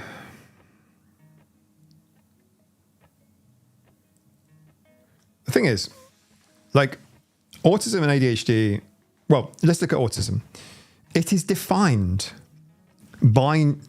literally defined by neurotypicals. It is literally defined by others looking into a group going, how do they affect us? That's the textbook's definition of autism. If we want to literally just talk about autism as a quote-unquote spectrum disorder, then we go and look at the criteria, and it is neurotypical defining criteria. This is how it is. So the boys, for example, in school, acting up, getting into trouble, troublesome boys, quote-unquote boys will be boys. Horrible phrase, but still, you know.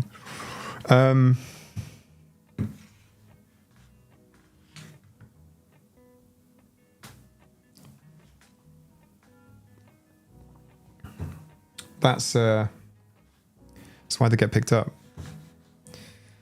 That's why it is. It's all about other people.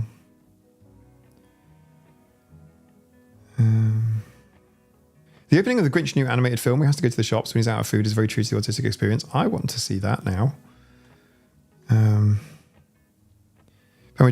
Janeway, I'm tired but happy. I call that winning for today. Me too. I'm somewhat overwhelmed, but fine. Me too.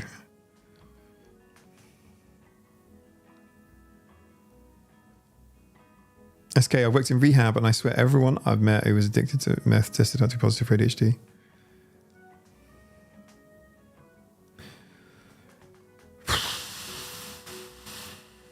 Eagle Rider, I've had people tell me my Tourette's is demonic possession. This is my hot take. I think Tourette's is one of those last conditions to fall to the past ways of looking at things. Epilepsy as well. I have a video I'm currently working on, have been for a little bit, amongst others. There are a few running in parallel, called No, Autism is Not Demonic. Because there is a belief in some circles that it is still, particularly in the US. I made enough tomato sauce today to get me through winter. Nice. Aw. Stephanie, I'm sorry. Oh, Ninja. I'm sorry. I sure had a really good life with you. I hate hearing that. Not that I don't say it because I don't like it. It's not like that. It's just, you know. I know how much Ninja meant to you, as you told me so many times. It's really tough. I by the way, like my animal stuff, my cat stuff, my pet stuff I've done, working with cats protection all the time in the UK, in England, when I worked for volunteered cats protection, never lost a cat. You know, I lost a couple of guinea pigs and a goldfish as a child. I'm not saying anything. I'm just saying, like, that is my, you know, I did not have experience of this companion animal loss. You know, moved to the Isle of Man, the same for years, many years, until I lost my young adult animals that I had for a couple of decades. And it's tough. It's really bad. It's really, really tough. Can I help you? Oh, tea and tails. Oh, another mug, also available. There is my whatever that bit is. Flipping Henley's like, this muscle means this. This muscle means this. This muscle is that one, and you use it with this and that. Ask them which is the cup of tea muscle. Thank you. I do not mean to be ungracious. Thank you very much, Tea and Tails. By the way, Tea and Tails is coming back with a vengeance. I've got some good Tea and Tails on the go, including how to keep house while drowning. How to keep house while drowning: a gentle approach to cleaning and organising by Casey Davis, Cornerstone Press. This was recommended to me via Nina, via the Neurodivergent Cleaning Crew. If you've ever heard of the Neurodivergent Cleaning Crew, that's what this is about. This is about anxiety and stress and organisation and keeping house, right? I don't know anything about it, but I know that this is a neurodivergent thing. I am gonna... The T muscle is the pinky finger, says Scott R. I don't know if she heard you. But you're in Discord, right? Tell her in Discord. Tag her. She's in Discord. See?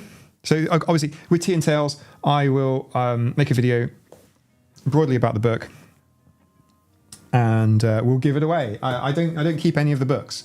I could have ordered this in paperback, but no, hardback. Someone's going to win it, and the cats will sign it. Maybe the kittens will sign it. Give me a moment, please. 1 second. Meg Florence love that book, found it very helpful. Amazing. That actually really helps. I love that book. You guys actually know the book. Oh wow. Okay. All right. Well, that's in the rotation for Tea and Tails. And my God, I'm so sore. And it really is a delayed onset muscle soreness because I wasn't sore afterwards. You know, well, at the time I was. There were a couple of muscles that were sore on doing some activities that Thomas was saying were, you know, much maligned. You know, people got a bit scared about certain activities because of the soreness. And you know, XYZ. It's his big passion, and it's great. I just love hearing people, you know, hearing about people's passions, and nothing better than just to be absorbed in someone else's passion. It's very much not my passion for a while, and I also do need to work on my upper body strength. It's a part of my diving. For those that don't know, I do a number of things in the sea. I work on a number of citizen science projects. I've contributed to them in the past, taking core surface samples for things like CO2 and sediment analysis, seagrass transplantation and conservation. I haven't yet quite finished my public safety diver training, but I'm pretty close to the end. It's just on pause. It's not like I do search and recovery, recovering things like anchors and mobile phones. And you know, I just love it. Like being in the sea for me is a proprioceptive thing. I mean, it's a number of different things, but the proprioceptive sensations and the fact that everything in the sea is usually slower. You don't sort of quick response stuff. Everything is measured and slow, and it just works really well for me. I just feel more comfortable there. My mother swears by Tiger Balm. Oh, look at this. Look what the invisible hand of Tea has brought in. Is everyone ready? You've got to look at the screen. You have to look at the screen. This isn't an option. You have to look at it. I'm going to take the chat off. That's how much you need to look at the screen. You ready? I'm not seeing people going, I'm ready. Show me what's in your hand, Mike. In fact, why has the chat gone silent? There's like... You wouldn't know that across multiple platforms there were like 100 people on the stream, would you? It's just so quiet. You're talking about CBD balm and Pilates, not about what incredible thing I've got right here that I'm about to show you. Is this just the delayed processing writ large? Okay, there we go. Thank you. Right. Now finally got your attention. Hurry up. I'm ready. Okay. Insert the well out. Now I'm not doing it. I mean, you're PDA-ish, are you? You're suddenly taken over by PDA. This is really cool. This has been made by Autism in the chat. Autism is in the chat now, right now. Alicia has painted in acrylic this.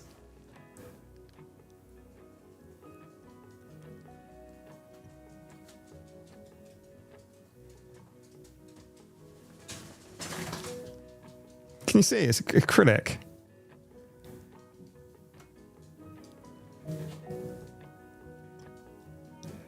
It's Hydra. It's a painting on canvas, but miniature.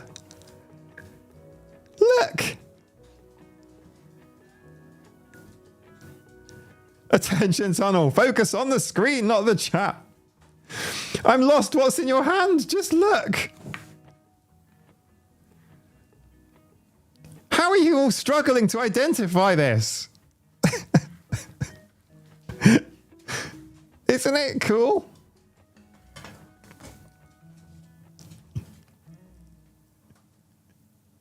In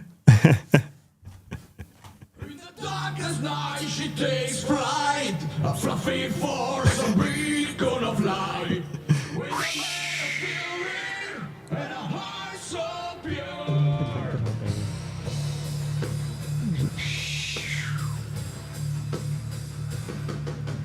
Hydra the cat, ready to endure. Oh yeah, she browsed the land with eyes of gold. Hydra the cat, ready to endure. She browsed the land with eyes of gold. Guardianship. There you go. I think it's just a YouTube delay. Yeah, it is. It is. It's just a YouTube delay. I'm sorry. I think I need to speed it up. So Autism in the channel right here. Autism is responsible for this nudibranch. Can you see the one I'm pointing to right here? This nudibranch, this nudibranch, this nudibranch. Oh no, this is C flat flaps. This one's C flat flaps, and this nudibranch. Incredible artists. The YouTube channel is on the screen. Now, interestingly, I didn't know you were painting Hydra, by the way. There is some content of this on the Autism YouTube channel. I didn't know it was Hydra, but I had a Stim the Beautiful painting. It is actually quite, you know, because it's acrylic.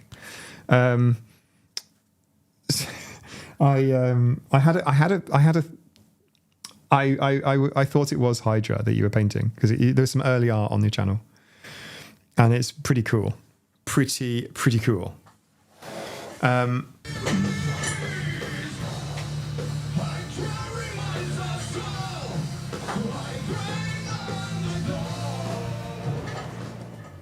Thank you very much. Also, I think this is an Emily thing. Look, I have this one already.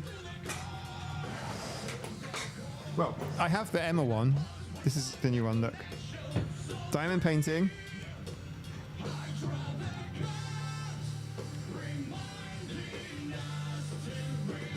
Rockin' free. And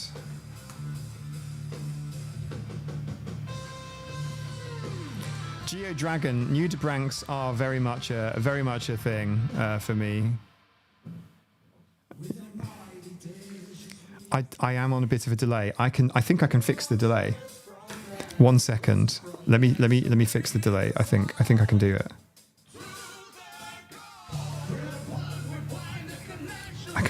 If you're looking at me right now, I think I'm fixing the delay. I have to press 1 second. YouTube has got like view in the live control room. That's it. Right, I'm nearly there. Yeah, that's exactly what it is. The stream latency is set to normal latency, not low latency. Hang on. I can't change it. Okay, there is some latency on the stream. I'm terribly sorry. I normally set the stream latency to like ultra low because I want it like literally real time. YouTube prefers it on normal. I don't even know why it matters. It doesn't actually seem to matter in terms of stability. So yeah, there is a delay. I'm sorry, everybody. We're gonna have to work with it. Thank you, TJ, for the heads up.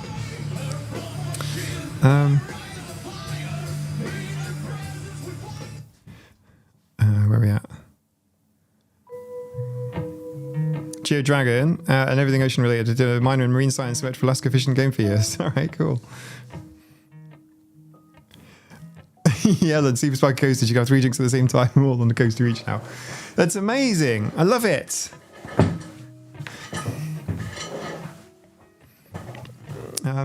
I think you need to say that when starting a stream.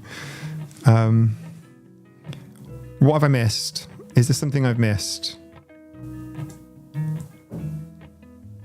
Oh, would you like it if I sent you some prints as Eagle Rider of my photography? I've got to make sure they'd be wanted. US to England is expensive. If you like, yeah, I've seen some of your photography and it's all really, really good. Absolutely. Particularly if it's of nature or something that means something to you, then that would make it something I would really want to see. Yeah. One sec. Sorry. It's like, am I like GI issues? If you're happy to do that, just give me a sec.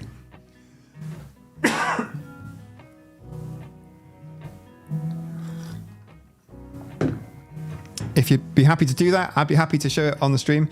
Layla P, stomach ache, yeah, you could say that. So on Friday morning at 5 o'clock in the morning, 5 a.m., I got up to go. And I felt really bad, like woozy bad, and I was sick, like literally in the garden. Like I found a flower bed and I was sick into it, and I thought that would be it, but I wasn't sick since. But I've just been stomach aware the entire time, like all weekend. Like I'm having like a meal with Thomas, right? We go and get lunch, and I'm so slow eating. I'm eating chips like really slow. I'm eating onion rings, like half an onion ring at a time, and I'm nibbling at them, and then with a bit of water and stuff. And it's like, yeah, I've kind of like not had the best time because of that. Helen, the vegan sausage rolls, you guys got me the vegan sausage roll. That was the only thing I ate like straight through. Everything else has been like I had like half a burger later on that day. Do you know what I mean? So yeah, and I'm still feeling like that now. So I'm mildly concerned. Not that I'm going to do anything about it, of course, but I'm mildly concerned. TJ Zamboni, Eagle Rider is probably the best photographer on the scratching post. Absolutely. So bear in mind, I'm struggling a little bit. This isn't me trying to sound ungrateful.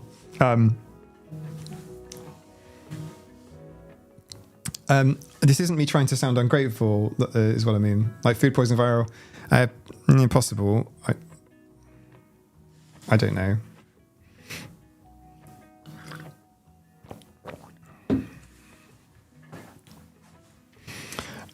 Let me tell you that my very first conversation with Thomas Henley in person was, "Hey Thomas, I need to go to a pharmacy."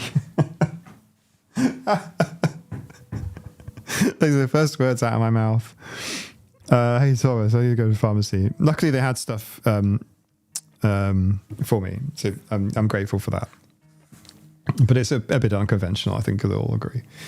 I haven't drunk electrolytes, no.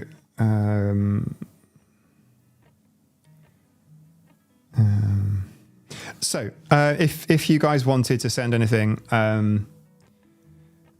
my address is on the website, which is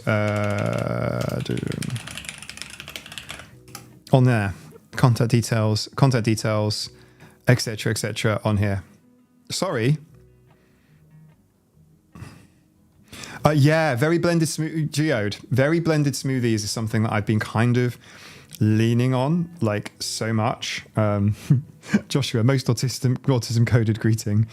It was literally. Let me tell you what it was like. It was like.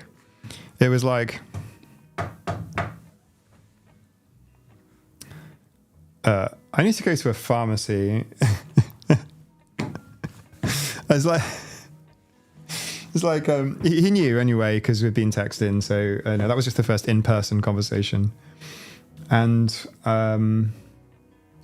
because he was like, do you not want to go to the gym? And I'm like, right now, no, but I might feel better later. And he was like, oh, that's cool. Thomas is the most laid-back person you could hang out with. Very cool. I had a great time. We chatted about all kinds of stuff. I feel very honoured and privileged to be able to meet him, and Quinn as well. You guys need to know. Hello, what's the difference between very blender smoothies and just regular blender smoothies? Like, no bits in it. Like, you know, like blend the heck out of something. Yeah. Another thing is, like, if you like, I don't mean to overblend, but you can actually warm a smoothie up if you blend it a lot. You can kind of turn it into soup. Hello, I've had those moments a lot when I go send friends. Yeah. I show Diamond Dark. Very excited for calming technique. Yeah. So these are made. I'm going to guess these are made by Emily. Emily is already made me a cat, which I'm using as a coaster, and then look, this one. I'll probably swap Kitty Cat out for Jellyfish, and then move Kitty Cat to the lounge, because Nina's varnished the table and we can't put drinks on it anymore because it's battered. It was from the dump, by the way. Our lounge, living room table. It was thrown away. Like I rescued it from the tip. 09, did you smash him in a bench press? I'm going to tell the story one more time. Thomas Henley is the biggest bodybuilder in the gym, right? When I was there, he's bigger than everyone, and I was spotting for him when he was benching, and I just had the biggest smile on my face. But it was a bit weird. You have to stand quite close to someone, like in their personal zone, but the closest part of you, like the person doing the benching, their head is close to your crotch and vice versa. Like, because you've got to spot them so that when they reach muscle failure, you can assist them with putting the weights back on, or if they're doing something particularly heavy, you help them by lifting it off so that then they've got control, off the whatever the thing's called which it rests on. And I said to Thomas, I had a thought. I could have just let the weights hit you, and then I'd get more viewers on YouTube. That's why I said so. And he thought it was funny. Thomas is tall. Thomas said he was surprised at how tall I was. He thought I was very short. That was just his impression. We're the same height. Thomas and I are the same height. And Layla, hoping to catch you later. Take care, Layla. Thanks for being here. It's called a rack. Thank you, 09. But no, we smashed into the, we did all the stuff. I just joined him for a full workout. For example, I did my reps, and then immediately finishing that, I'm loading the weights on for him to do his reps. And then when he finishes, he takes the weights off for me to do my reps. And he was helping me with my form, and he was helping me with everything. I would never have done anything like that without Thomas. He's the right person. Fantastic. If you ever get a chance to have Thomas with you as a PT, he's a great dude.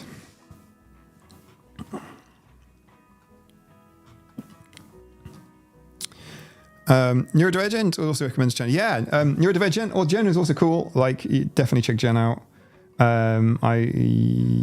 Quinn was recording her a video message, and I jumped in on it. You can actually see this because I was filming at the time. You can see this on my channel on my memes review. If you watch my meme review video, the last one I posted, which actually hit on Monday rather than Sunday, but never mind. Go check it out. There's a little segment in there where you'll see Quinn sitting on the park bench. Eagle Rider, how tall are you guys? I'd say Henley's probably about 6 foot, maybe just slightly under 6 foot. 09 sounds cool. Are you sore? 09, I've never been more sore in my muscles than in my entire life. I've never felt so sore. I'm utterly sore.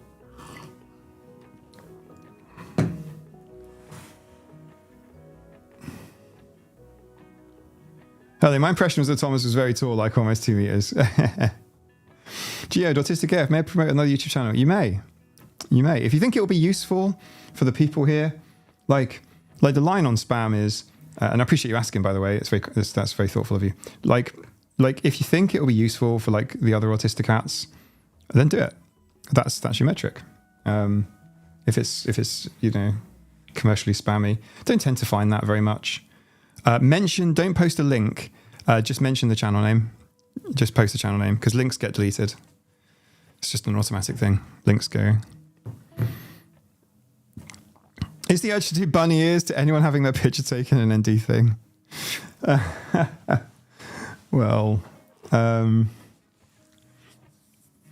yeah, Henley was wearing like a really thick kind of like shoes. Yeah, what's it called? It's not the sole, isn't it? Yeah, his soles were quite big.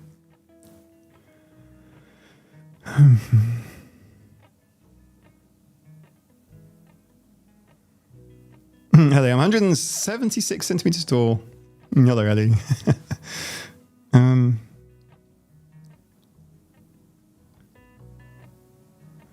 I've always wondered, the bench presses, why don't they make a bench with 2 bars above you parallel with your body? If you drop the weights, the bar would just land on that, no spotter needed. I think it's because it's fairly common that the spotter needs to be involved. It's not just like a final safety thing.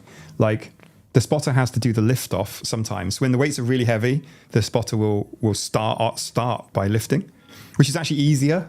It's actually easy, which is why I was able to do it for Thomas. I was able to lift for Thomas, but I can't lift the weight as much as I can pull. I can pull up quite hard, but I can't overhead press so much.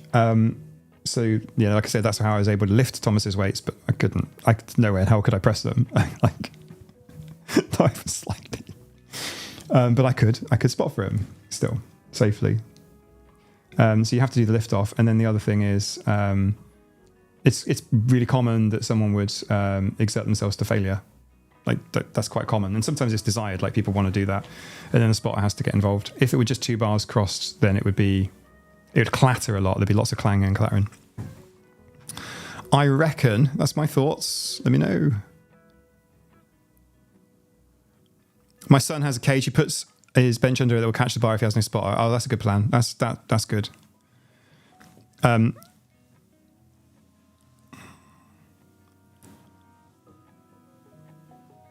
Yeah, Spot does a lot of special benching. Sometimes goes too close to the body. Yeah. Oh, a lot of this stuff is new to me, by the way. Smile with me. I'm a woman of 5'8". Hey, welcome. Smile with me, woman who's also 5'8". I'm reading the comments very quickly.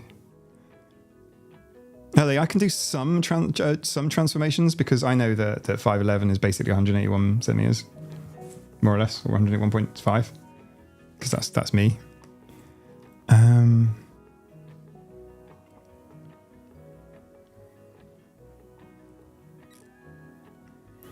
I'm just scrolling the chat. I'm just reading. Yeah, so I am just utterly sore after doing some stuff with Thomas. Like I'm just like so sore. I can't even tell you. Like there was no getting out of working out, and he was so encouraging and kind. I can't begin to tell you. I can't sing his praises highly enough. We hung out with each other all day. When was this? This was Monday. We spent all Monday together. Elwin, like, never thought I'd learn about the gym in here. Elwin, like, neither did I. Although, to be honest, I knew that we were going to do some gym stuff in advance. We had been talking about this for a while. It's been going on for a bit. I'm 186 centimeters, 6 foot, 183.5 centimeters. There you go. For the animal lovers, check out Ed Yog? Or do you mean Young? Would that be Ed Young? Typo. Fascinating, inspiring about animal kingdom species. Okay, cool. I'll bear that name. It's a new one to me.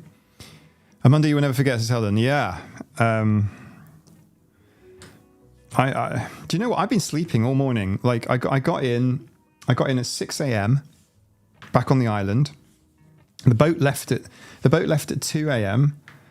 Or 2:15 a.m. I got back in at 6 a.m. And I was like on the Discord, like intermittently just posting the odd little thing, or replying to the odd YouTube comment. This week also has some interesting stuff going on as well. Take care, Eagle Rider. Thanks for being in. I'll catch up with you in the Discord. Take care, Toadette. I have two sons, says Jerry. 6'4" and 6'5". It never ceases to make me laugh. I get this bizarre visual satisfaction pride just from having produced big humans. Like a part of me hasn't evolved. Is it? I don't think it works that way. Like evolution, I mean, like in terms of height, I don't know. Maybe like not on a macro scale, right? But I mean, Nina has a son who is mega tall as well, like 6 foot something, just huge. In fact, my son is slightly taller than me too, and also likes working out a lot. Pardon, I had no idea the boat took so long. Yeah, there was even I even got a bed on the boat, so I had a chance to sleep. And we've got this nice new boat. It's actually a cruise ship. I didn't have a chance to walk around it. I was so tired. I've never been so tired. And then I arrived here, got home, and just went to bed. But I kept waking up because I was like in pain or some bodily need, and be like, oh. And I was hungry, but then I couldn't eat because blah blah blah. So that's me, basically. Haley Honeymoon. That's a cool name. That's a nice little alliteration there. It feels very echolaliatastic. Haley Honeymoon does body doubling streams on YouTube. Nice. I've not understood why height is so important. Well, like medieval combat, maybe it's quite important. Height and weight are quite important. You can pick me up and move me out of the way, Tracy. Oh well. Yeah, my son would probably pick me up and move me out of the way as well. He's been diving since he was 12. Like dry suit diving, I could never sleep before traveling when I did too much nervousness or excitement. Yeah, that's I also am the same.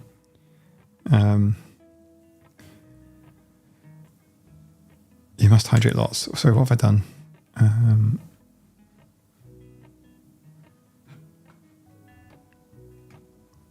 Click. Right. 1 second.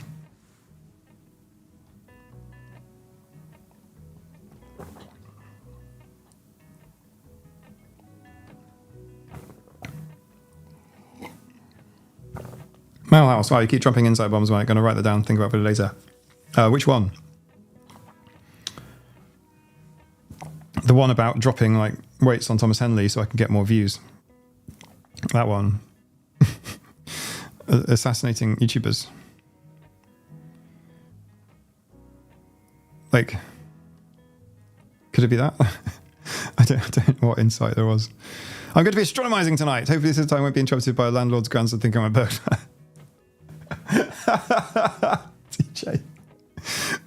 TJ, that's really funny. I've not had that many. I've had the police come out while I was. I wasn't on my own. I was with another astronomer. We were in basically like a giant lay-by or like a hard standing area next to the road in the New Forest in Hampshire, so South England. And the police pulled up, flashing lights and everything, which you can see in the images. You can see. They want to know what we were doing and everything. It's like, isn't it obvious? And you've just ruined everything. And do you want to look through the telescope now? The only other time I've been interrupted is when I started setting up my telescope on a popular dogging site in Surrey. I didn't realise this, but I was meeting an astronomy club there at this rugby club. And I pulled into the rugby club car park. I was nice and early because I don't like to be rushing. I don't like to be late to things. It stresses me out. I very often am late to things, though. I predominantly am late, is my predominant mode. And I'm setting up, and cars are pulling in and putting their interior lights on and getting a little bit hot and heavy. And I'm like, this can't be, I'm in the wrong place. And I can see across a field people flashing lights at me and waving furiously. And I'm like, oh, shit. I'm in the wrong car park. packed up furiously. I didn't even pack up neatly. I just packed up furiously and then just drove across to the right car park. So there you go. One was the police and the other was a bunch of doggers. That's outdoor public sex for the people that don't know. It's a UK thing. We don't have a lot of entertainment in the country.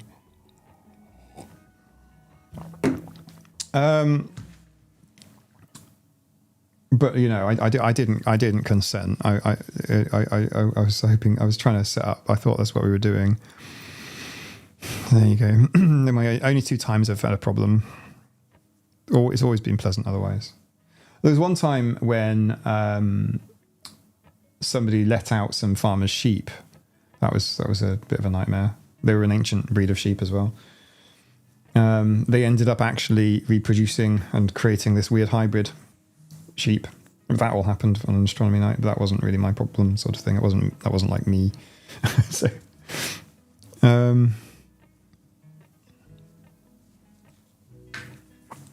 Katie Cat, I had an interesting music vid idea to represent autism. Person 1 trying to dance and hit all the complicated moves in an arcade dancing machine, competing against someone who dances with these. Yep. But also, I think there should be a flip side to that. If we are talking about autism, just autism as is, invariably I find. I'm sorry about that. If anyone heard me just do a little burp then, that was. You shouldn't really call attention to these things, but I'm very sorry. I'm trying to be appropriate, but I'm. The invisible hand of tea brought me some relief here. I love the dogging song by Fascinating Ada. Me too. It's very funny and it's on YouTube if you want to watch it. The machine could force you to make eye contact. Yes, but also I think that's a good idea. But I want to hear the flip side, because there needs to be another part to that story which emphasizes the strengths of the sort of neurodivergent player or the autistic player. Let's be specific. Because there are, and they do exist, and, you know,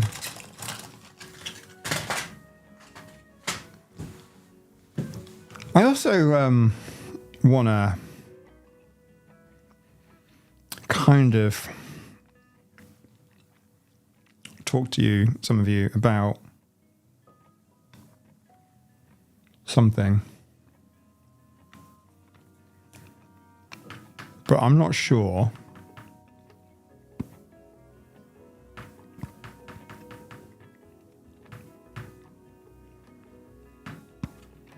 partly best of normal part of human experience, just anthropologize basic sense. Thank you so much. That's super kind. Better out than in, says Harriet. No. I don't mean that. But obviously, the way I've set my microphone up with the compressor and things, like,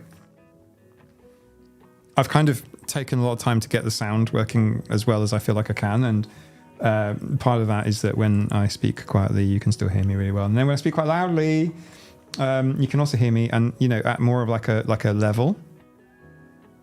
Unfortunately, what that means is if I'm drinking or eating near the microphone, you can hear it really well, and that's a bit of a problem. I asked Nina to stop chewing sweets next to me today. And she said, you're the one that does that. It's true. I am.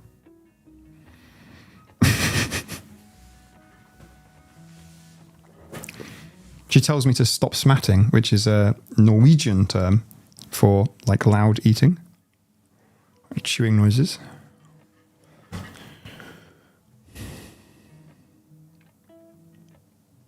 Joshua, speaking of proprioception, I feel like I'm having a special interest in games that exemplify the need to position Monster Hunter Dark Souls. Wow. Dark Souls cannot help me out with that so much. That's good. I find I need that pressure.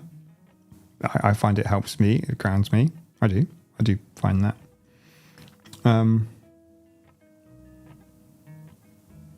This is why I like the sea so much.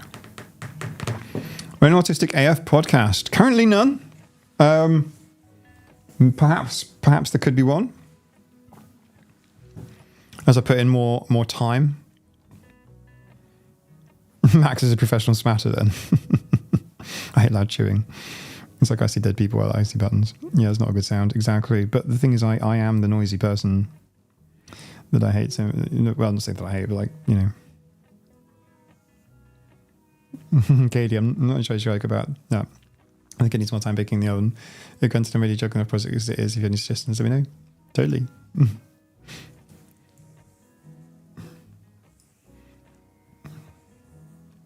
Mike, get something called a gate. That'll fix the issue. Yeah. There is actually a gate, a low pass filter, which takes out any rumbling from my air purifier, which is just here. But you have to like really gate it in order to get my like a chewing sound. Lip smacking. Yeah. Helly, why is she using Norwegian words? Is she from around here? Yes, Helly. Yeah, family's Norwegian. I'm sorry, I don't know very many words. Skull. God jewel. Etc. etc. I'm sorry. I'm so bad. Oh, plosives and bees. Yes. Yeah, plosives and bees, yeah. I think you have something serious in your mind and you're thinking about broaching it. Mouse. Yeah. Mm-hmm. Yes. Your senses are correct. I may take it to like an after party chat. That is what I'll do. I have something to talk about. Everyone will find out about it very, very soon. But I will take it to the after party on Discord. It's a good crowd. Yeah, absolutely. Absolutely. Gio, if you do a podcast, you can bring on other neurodivergent YouTubers to talk about neurodivergent issues. Like, so Claire already does this with her Autistic People Talking podcast. I'm not saying there's no room for any others. Thomas Henley has also done something similar. I'm not saying you can't do the same sort of thing. I'm not saying that at all. But how would I add value? At the minute, I struggle to find time to fit everything in, including caring for myself, yet alone others and animals. And do you know what I mean? So something I'll think about for sure. You're the first person to suggest it, by the way. A podcast, like something no one's mentioned to me before. Thank you for that. So I'll definitely go away and think about it. And it might well happen at some point, sure. Maybe even as a limited run podcast, maybe. But I am determined. I am all in on YouTube. I don't know if you know this. It's my hubby's family's from Norway too. Nice. How many Norwegians here? Well, there's Nina. Nina's half Norwegian. But our family's from Norway. In fact, you know what? It was actually really lovely last summer. We had some of Nina's Norwegian relatives, elderly Norwegian relatives, visit, and it's so lovely, to have them over. I'm waiting for the gym calendar. How many of you are like really into the gym? Like what? Like who's really into? Sarah H. Mike, you really are Thomas Henley's biggest promoter. I don't know about that. Like, I mean, we met up. We are friends. I like his content. I think here's where I'm at. Let me put this how it is, right? I'll put it how it is. In Thomas Henley, I see someone that's super kind. Same with Quinn, same with Claire, same with Jen. And I look at, when you spend some time with people and you sort of start to see a little bit about where they're coming from, and you start to see them at times when things are difficult for them, or it's hard to explain. Do you know what I'm trying to say? Like, imagine this is an analogy now, analogy time. When something's hard to explain, I just go to analogies, which may or may not work. Don't push the analogy too far. But you get a tube of toothpaste and you give it a squeeze, and some toothpastes have got like colors in them or stripes or something, and you don't know that until you squeeze the toothpaste. But sometimes that pressure, that squeezing the toothpaste, it shows you what's inside the tube, or what's inside the person, I guess. And no squeezing has happened to any of these people. I'm not suggesting, but when my view, and I think I'm a reasonably good judge of character, is that they've got good characters, and that's good. That's a good thing. Don't think I'm definitely not promoting Thomas Henley in any way, other than just he's doing it himself. He's promoting himself. If he's got the right vibe, then I'm gonna speak about him highly. That's it. At the end of the day, TJ, I'm more of a walking man, lifting things man. Yeah, me too. Although I carry like scuba stuff. That's what keeps me reasonably fit. But I'm out of the gym.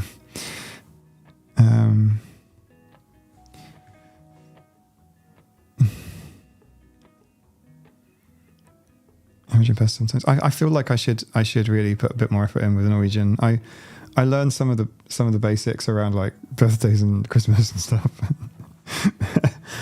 and then Google Translate for the rest. Mike's still trying to take down other autistic YouTubers. Are you asking like a question, or is it like Nanny Wumpers? Is it? Are you asking like? Are you suggesting it as like a video series called a series of unfortunate events? I've been about to postpone my gym payments to compensate for my highly introverted mental interface at the moment. Sorry, Joshua. I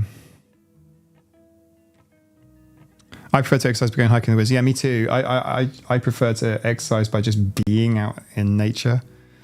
Being in woodland is peaceful for me when I'm not being eaten by mosquitoes.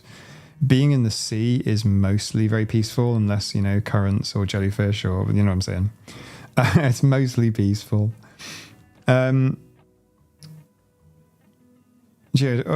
working out can be help with process perception for some people. Yes. The Aspie World, Dan, is it? The Aspie World? Yeah, maybe. Yeah, it could be really useful. Like you get that sort of proprioceptive feedback for sure. It's very stimming. And here's a good one for you. I remember one point Thomas was, he just finished a set, right? And he's doing this, he's flapping, he's doing this. Thomas is doing this, right? He's sitting after doing the big workout and he's like this. And then he turns around to look at me and says something like, and I forget the exact words, but it's like something like, just a little bit of stimming, just like, and it's like you're flapping. And it's like, to be able to have a conversation, you spot a friend and they're doing this, and it's like, why is that acceptable in the gym after you've been lifting weights, but it's weird in a shopping centre? Explain that to me. Just like getting that, getting some of that energy out, just moving some blood around your arms. What's the problem with people? Why can't you do it? Coriel, welcome. Nature's much like the gym. Yeah, and it's free as well. That helps. But yeah, nothing wrong with the gym. Gyms are great. And also, another thing with the gyms being so structured as they are. Sorry, another digestive moment. Gyms being structured the way they are, you can actually do, as Thomas went through with me, an entire upper body workout session. It's quite intensive. Hitting every muscle basically, whereas that's not something you can do in nature easily, unless you know what movements to do or something. Dancing exercise are basically socially acceptable forms of stimming. Yep. Concrete joke of another way of dance. Yep. Yeah, dancing and exercise. Yeah. I find it funny that some forms of dancing are kind of laughed at. Like I remember there's a video online of some people, and they're dressed in like black goth and like a cyberpunk kind of vibe. I don't know how to describe it. I don't know what culture it is. It's just that's what they were dry, and they were having some sort of rave or something. But someone had edited it to Thomas the Tank Engine music. It obviously had the same BPM, and it was really funny. But it's people stimming is exactly what it is. They may not be intentionally stimming, as in I am now going to be doing some stimming in order to regulate. but that is what they're doing. They're doing a self-soothing, movements of their body, even though it was a bit uncoordinated and different, perhaps, to conventional dancing. I wouldn't see it on Come Dance With Me. Just saying. I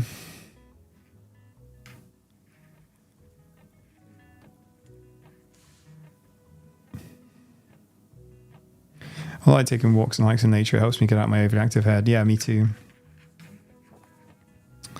I like scuba diving, for example. I really like because it kind of you get committed. You can't come to the surface, for example. Like that just isn't an option for you. It's a virtual ceiling. In other words, dive computer will tell you 12 meters stop. And you have to stop. I mean, if you don't, it's helicopter time. So make sure, and it's just nice to kind of be forced into doing something a bit different. I think we do miss out on that a little bit in our modern society.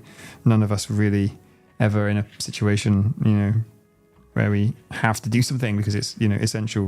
We can always quit or stop or go easier on ourselves at any time. So sometimes voluntarily committing to a course of action where you have to do something, like I did with Thomas. I mean, I could have stopped, right, and then just gone and sat on some stairs or something, but I didn't. I stuck it out. TJ, I'm lucky to live in close proximity to a lot of wonderful wilderness hiking trails. I'm lucky to live on the Isle of Man too, where we've got, waterfalls and nice, beautiful glens. A low population density, I think, kind of. Annabelle, am I actually on live? Yes. Welcome. Tanwin, Mike, you dive in UK waters? Yes, very much so. Cold, murky, green. It's literally called cold water or green water diving, yeah. Sometimes even quarries.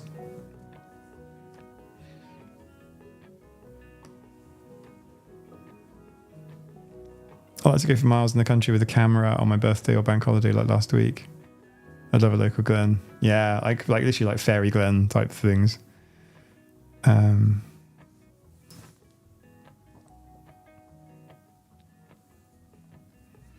I've learned to channel my stimming more lately to blend in with my interests, i.e. repeated hand movements, repeated resetting for shiny Pokemon, but my leg stimming is wild and light noodles. I was at a rave or sensory seeking event, as I call it. Yeah, and I was at the same spot, rocking back and forth to the beat, super chill. Absolutely. 100%.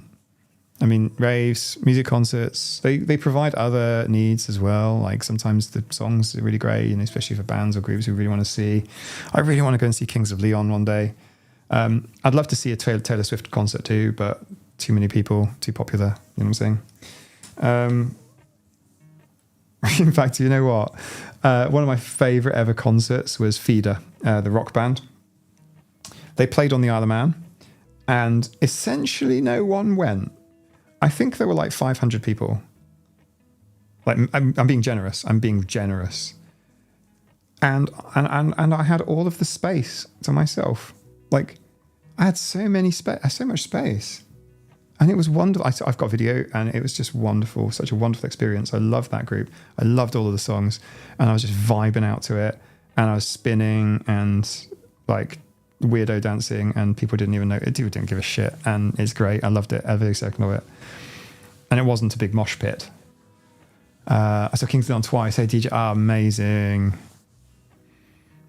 Pardalo also lives some beautiful stuff. I was about to say beautiful shit then.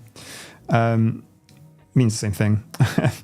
I'm jealous of your kayaking and your water temperature and your species and your ocean pancakes, and yeah, your Pardalo has posted some beautiful nature posts, and the birds, not to forget, in the nature channel on the Scratching Post Discord. Harriet Winterback, 6 hours for queue in Oasis tickets, only to be kicked out as apparently I'm a bot. Unhappy. Harriet, don't look back in anger. Don't look back in anger. Hello, 21 Kittens. Who's 21 Kittens? Oh, there is someone called 21 Kittens.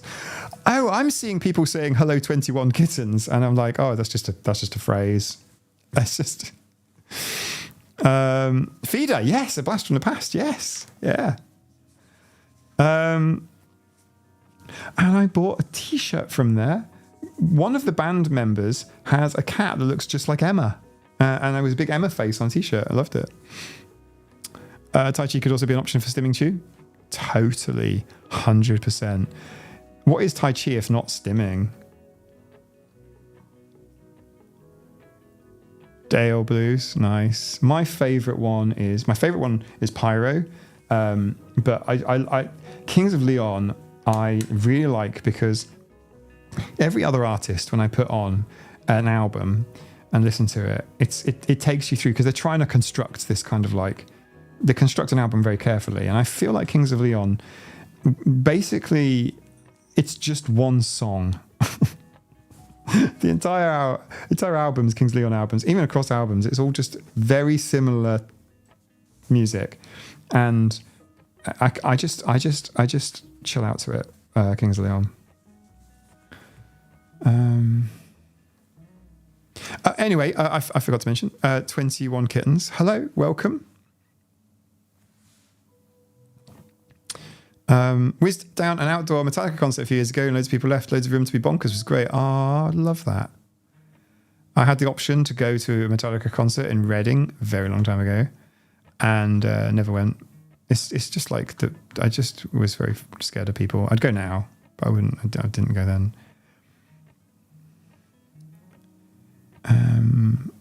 Last I went to was Necro Goblicon. I'd never heard of Necro Goblicon, but I've since TJ mentioned it, I have looked it up, and it appears very, very, very endy. Yeah, all Kings of Leon songs are the same keys, same tempo. Yeah. And it's just like it just blends beautifully, Kings of Leon. So Kings of Leon makes me feel of like summertime, just sitting in the garden, you know, because that's what I do. I sit in the garden and put Kings of Leon on, and it just reminds me of just peace. That's the feeling I get.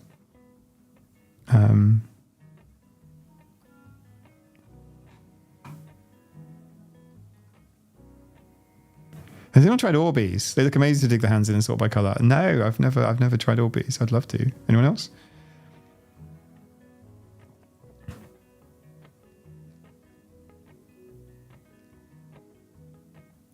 I love concerts jamming out, but the day after I'm out for the count. Does this happen to any of you? Sometimes.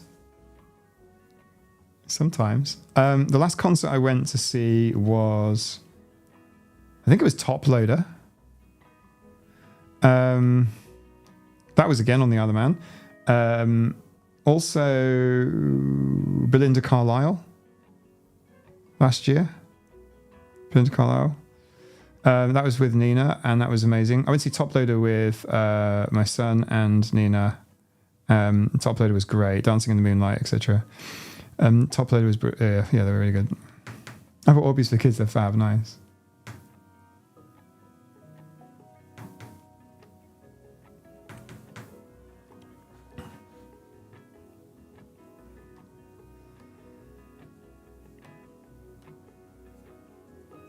Kings of Leon reminds me of a dark boss that I have to brutally disrespect with a broken straight sword. I don't understand.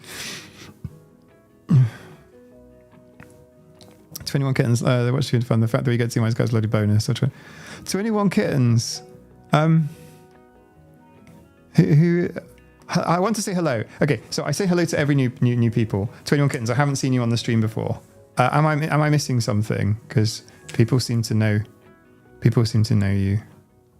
And I don't.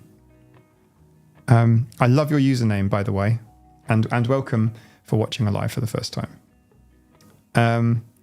Lives are not normally like this, I guess, but I'm kind of tired a bit. Does that make sense?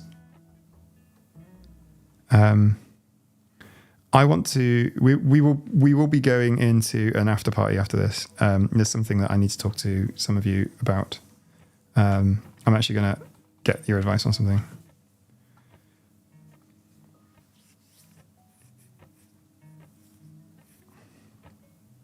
One second.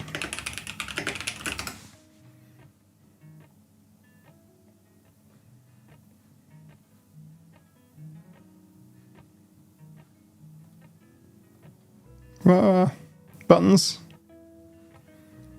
Smile with me, first time on live. Hey, welcome to you also for your very first time on live. I'm sure there are others too. So what do we do? By the way, so if you're new to the channel anyway, welcome. Hello. My name is Mike, Autistic AF. Welcome. And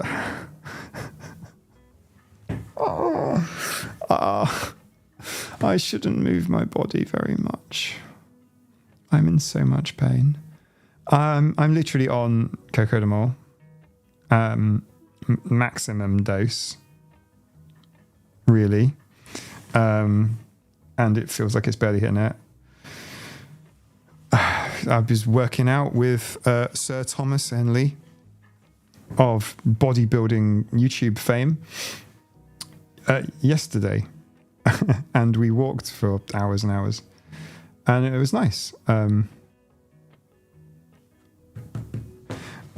The other thing. Oh, go to bed. No, I've been in bed all day. I've been in bed all day. It's not about bed. I'm just. Oh, 9. You should have a song suggestion stream. Yes, but it will be on the after party Discord because legals and copyrights. We have actually done this before, and sometimes we play a music quiz. We do. We have a music quiz bot. Kitty Cat will play music quizzes with us. I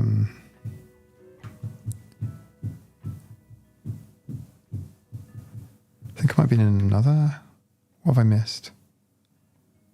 Same with me. Oh, Phoenix Tollyman, welcome. Okay, right. Very quickly, I have to. I'll introduce you.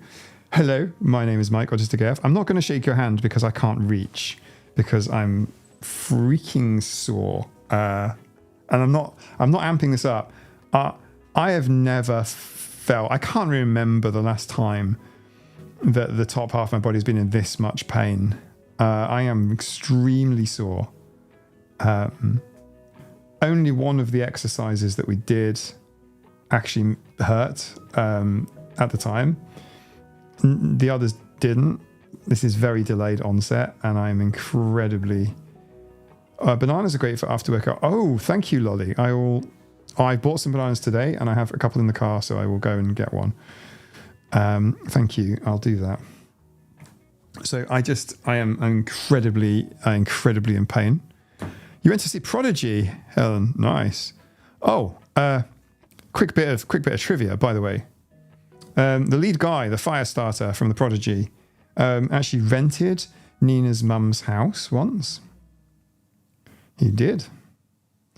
He had a motorcycle racing team, and he rented Nina's mum's house, and he wrecked it. He left it really messy, and as you would expect.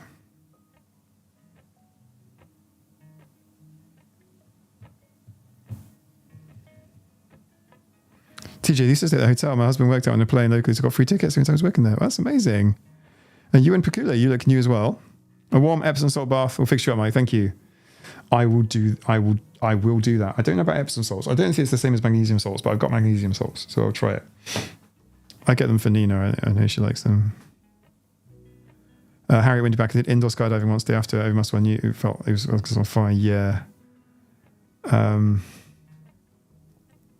It's not pleasant. I do feel really sore.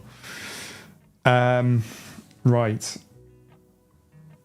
So, as I was saying, welcome to the channel. My name is Mike. I make content about autism, ADHD. In fact, there's going to be some ADHD content really soon.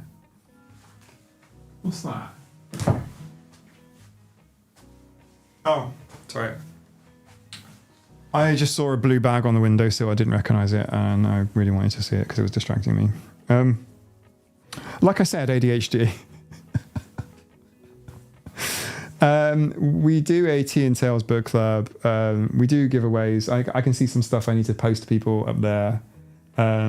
We do live streams, including impromptu ones. We've done a Northern Lights live stream. That was amazing. That was one of the best days, best evenings I've ever had, ever. I want to say of my life, but that's the same as ever, isn't it? From my perspective. Impromptu Northern Lights stream. It was incredible. I've never seen Northern Lights like that. It was just amazing. We've kind of built a pretty cool community. Not just scratching post styley, but also more generally online with some other awesome YouTuber kind of communities. And there's so much cool shit going on amongst everybody. And it's all incredible. I don't even know how to tell you. It's just incredible. I haven't even been on YouTube for a year, by the way. I want to. I'll post like a year in review video and maybe hey, so you're new to the live streams. Let me tell you about what we do here. So we do that. We also do Tea and Tales, like the mug. Tea and Tales. Ow, ow, ow. Yep, that. The book club, which was supposed to be a monthly thing, but it's kind of been an ad hoc thing, and we've got a bunch of books. I'm literally looking at a bunch of books. I took an Annie Kotovich, What I Mean When I Say I'm Autistic book with me. I read it. But I've got a couple of other cool books. I actually got a book on pre-order, a children's book about what it means to be autistic for children. That's really interesting because that's like an interesting way of presenting stuff just about neurodivergency or autism particularly. And I've got a book literally, which isn't really a for sale book. I don't even think it is for sale, but it's a book, a guide on employment, best practice for autistic employees. What I might do is post a poll and ask you guys which one you want for the next one, because all of these things are amazing options and they're all going to get done. But it's just like, which one do you want? Like, which one do you want first? We should totally do that. So like, I didn't know that I'd be making YouTube videos this time last year. Nina was unwell and I needed a distraction, so I started YouTube. Well, I made some unlisted videos with the intention of sending them to a couple of friends, because I'm rambling a lot. Well, in person it's worse for me to get out my point when I'm talking about something so nebulous as neurotype or how I feel. It's very hard for me to explain. Later I discovered this was alexithymia.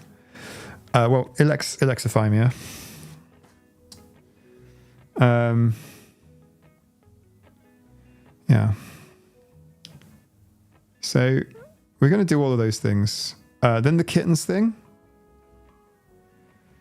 Then there's some cool stuff that people have sent, like this amazing artwork, which kind of commemorates things, and there's some amazing stuff. Like not just this shelf behind me, but like there's quite a bit of stuff in this room, by the way. I need to make a wall. Like I could literally make like a small art exhibition of stuff people sent. And have I explained everything on the channel yet? Have I done it? I never thought I'd be like live streaming. I mean, the cats did a live stream for like 7 hours. Oh, we've got Minecraft. If you're into Minecraft, we have a Minecraft creative server, which anyone can join. You need to ask for creative building rights, which are pretty much freely given.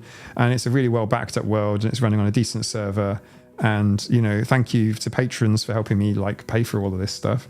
And we've got a survival server as well, which was supposed to be running for seasons, but like 2 weeks into.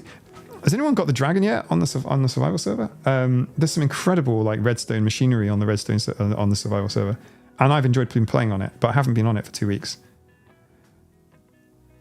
Phew.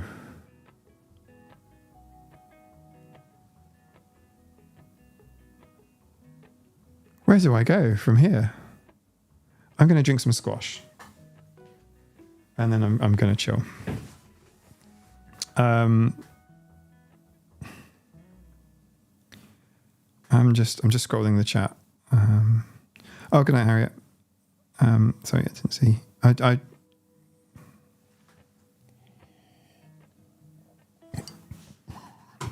have fond memories of the Northern Sunlights last year. Yeah, me too. Like really.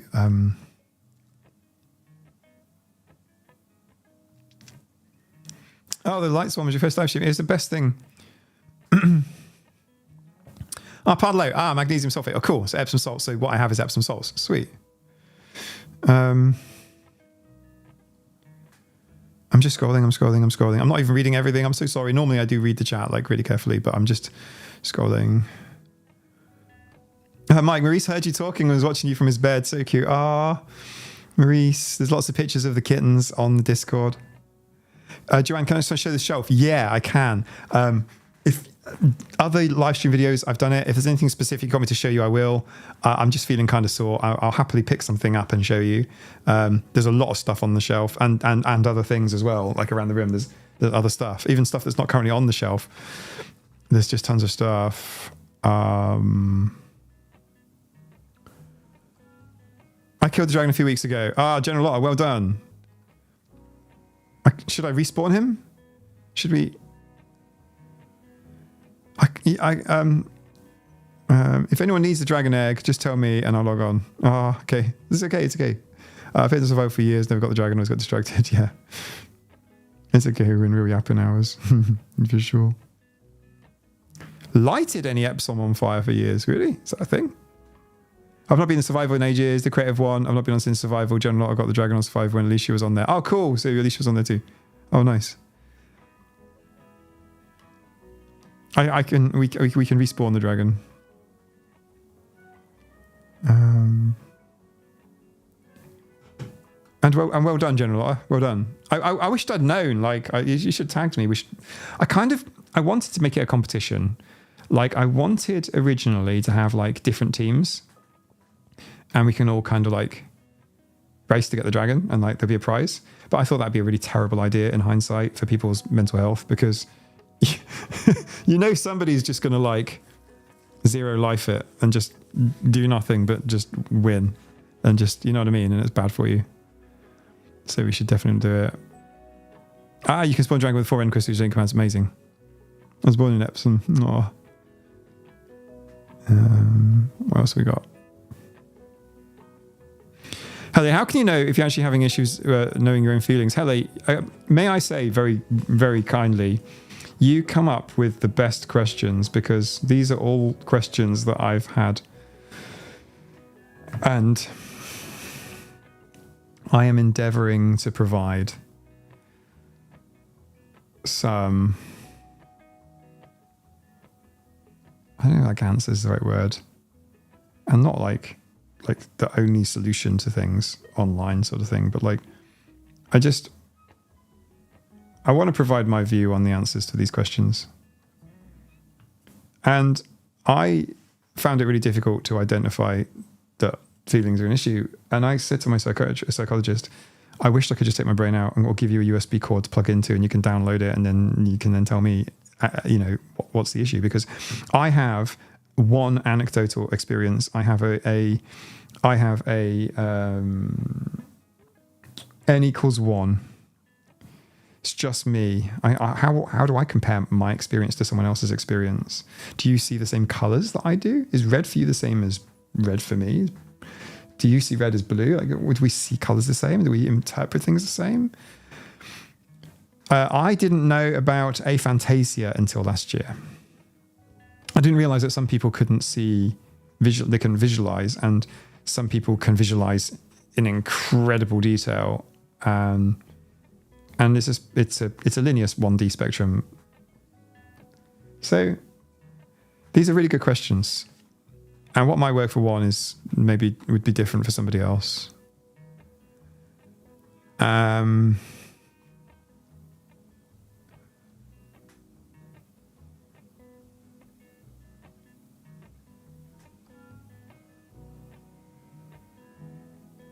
Speedrunners will kill the dragon in like 20 minutes. Yeah. And then we do Catmageddon as well. So there's a Catmageddon.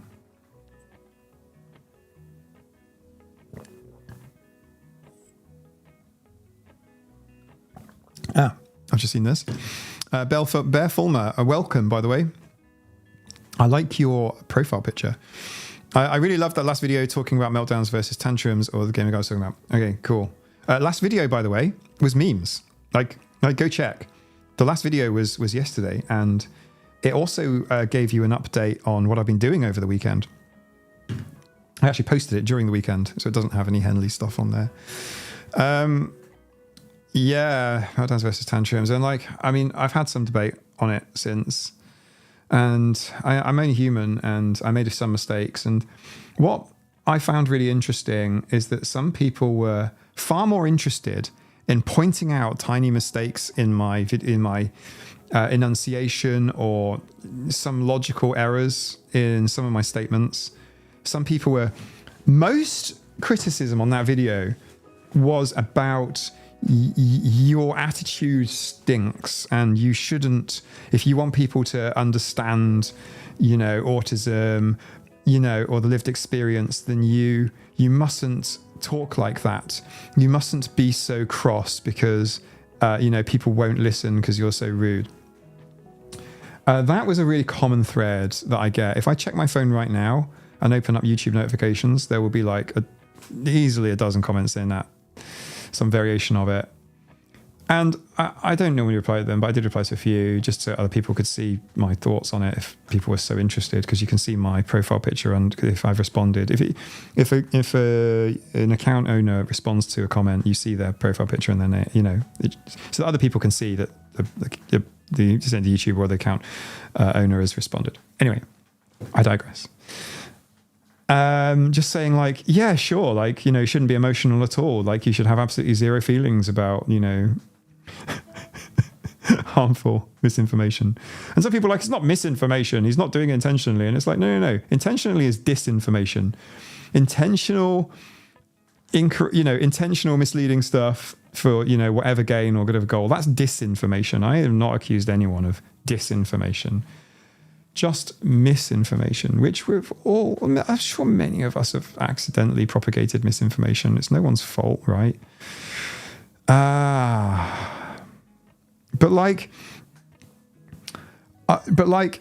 the rhetorical tactic of, this is what I don't get from you guys. I don't get it from you guys.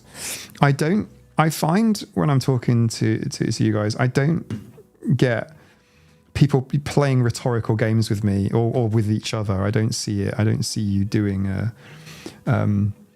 let's just say you've been wronged in some way and you have a rebuttal and you come back with that rebuttal. But within that rebuttal, you say one thing wrong. But 99% of what you said is accurate. And then I or some other party just focus on the one thing that you fucked up on, ignoring everything else, If this were an examination, for an academic examination, you'd get an A star. You get a perfect score, even if you've made a mess up.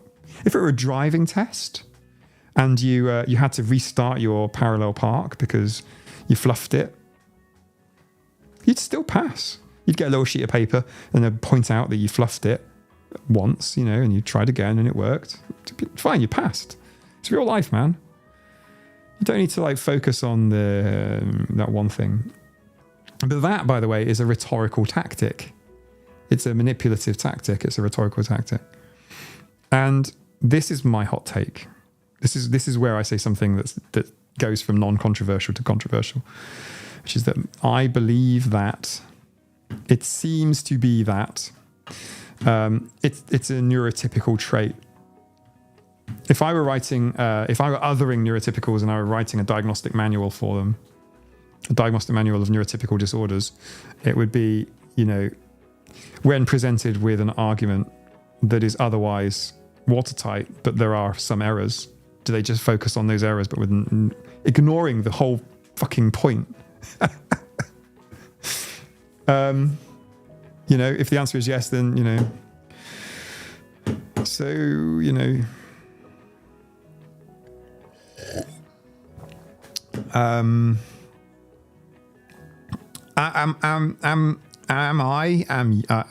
you, I see you watching this.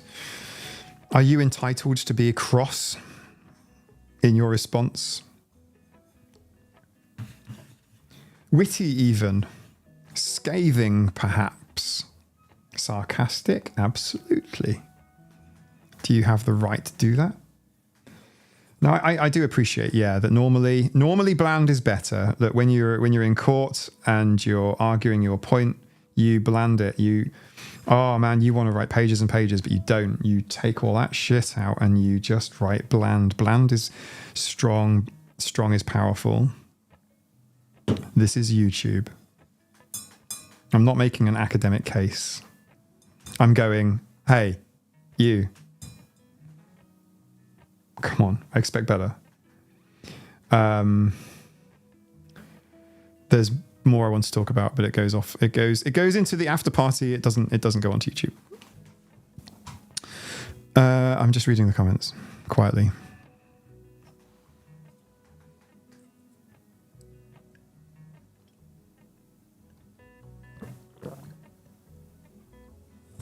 General Otter. I hate when people do that, especially since I'm dyslexic and often lift my spelling, which has nothing to do with my arguments. Exactly. So a really good example of that is you can give a perfect argument, but you spell a word wrong, and people will focus on correcting your spelling or your grammar, which is especially annoying if you're using a second language. Like for you, or LA isn't being crossed as subjective opinion. Like one side might, oh no, it's being crossed, or the other. Yeah, sure. Yeah, true. It is. Helen, the kittens running around upstairs, they sound like elephants. Awesome. Hopefully you have no secret little poos in the corners. Hopefully they know where the tray is. Mouse, I know where you're headed and I'm going with you. I think tone policing is a form of gaslighting. Red Chen. I'm going to think about this. I'm inclined to go along with that. I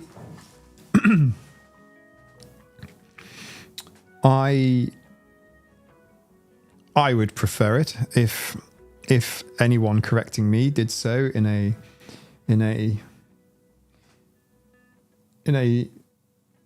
perfectly polite and I don't know. I don't think I do really. I don't think I give a shit. But I like some people have written like really horrible comments to me, but they've actually made a point, and I'm like, wow. I'll take your point though. But tone, as a, you know, yeah, I agree with you.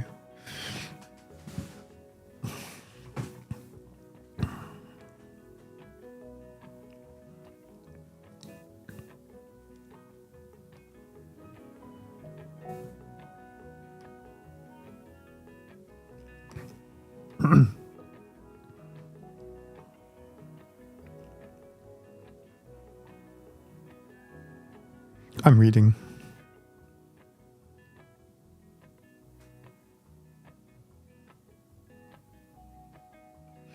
Oh, by the way, if anyone's not seen it, the music video, Hydra's theme, I did wonder if non-autists experience the same intense special interest joy we do, different experiences, feelings. This one is worth talking about. It seems to me that no, autistic joy does seem to be extra intense.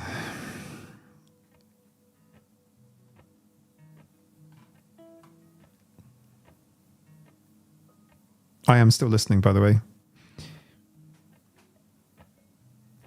I'm sorry. I'm listening. My listening is listening to you guys. I'm reading. I'm reading.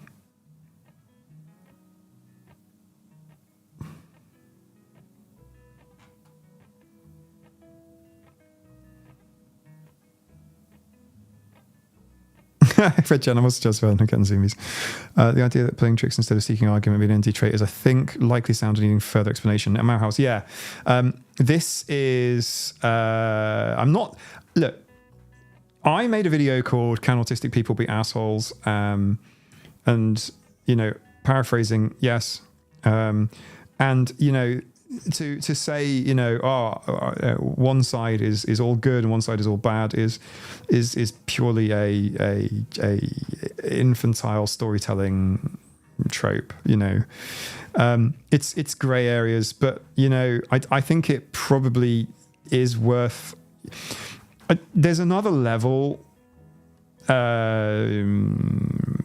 obviously, like, you've got, like, the written level, and you've got, like, a psychological level that sits on top of it, which is why you can't ever read, like, an argument between two parties, like in a text message, and make a verdict over it easily, because there's a psychological level on top. And then there's almost like another level, which is invisible to me. It's written in an invisible ink and I can't read it. And that's the playing tricks level. And it's not that I can't see it. Of course I can. I know how it all works. It's just, I don't understand the motivation for doing it. Like, I've never left a, like, trolly comment, like, just like, I hate you and your channel and your video and everything. Like that energy, I would rather put into something else, like anything else, even just this. There, that was a much better 4 seconds than leaving a negative comment. You know what I mean? Like, it doesn't... So, you know, I don't understand the desire to, like, have to break people's arguments. I will change my opinions on a dime with evidence. And I don't think that's an ND thing or an NT, you know. But I think that playing tricks instead of seeking agreement comes into the politics side of things. You know, if you understand politics as in the methods and the logistics of being political, like a politician, a statesman, that sort of thing, senators, then you'll understand it's a whole other skill set. It's a whole other skill set.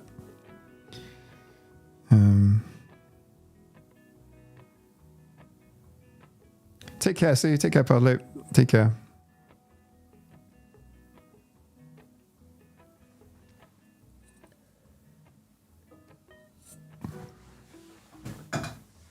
Charge that battery.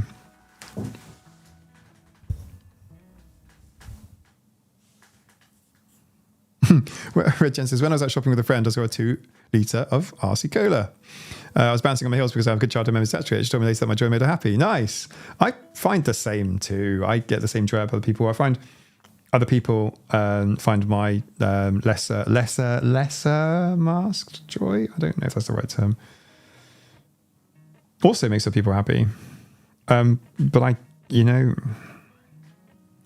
don't know if it should be... I don't know if it should be pathologized. Like, I clap my hands when I'm happy. I occasionally pat people when I'm happy. They don't like it. I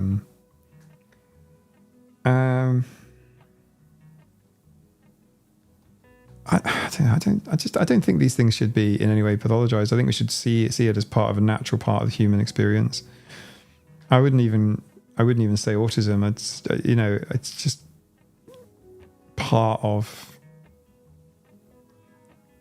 It's not even like non-conforming. It's just who we are. It's part of being human.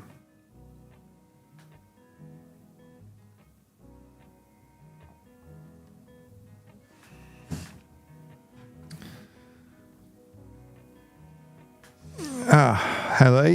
Can I give you an example?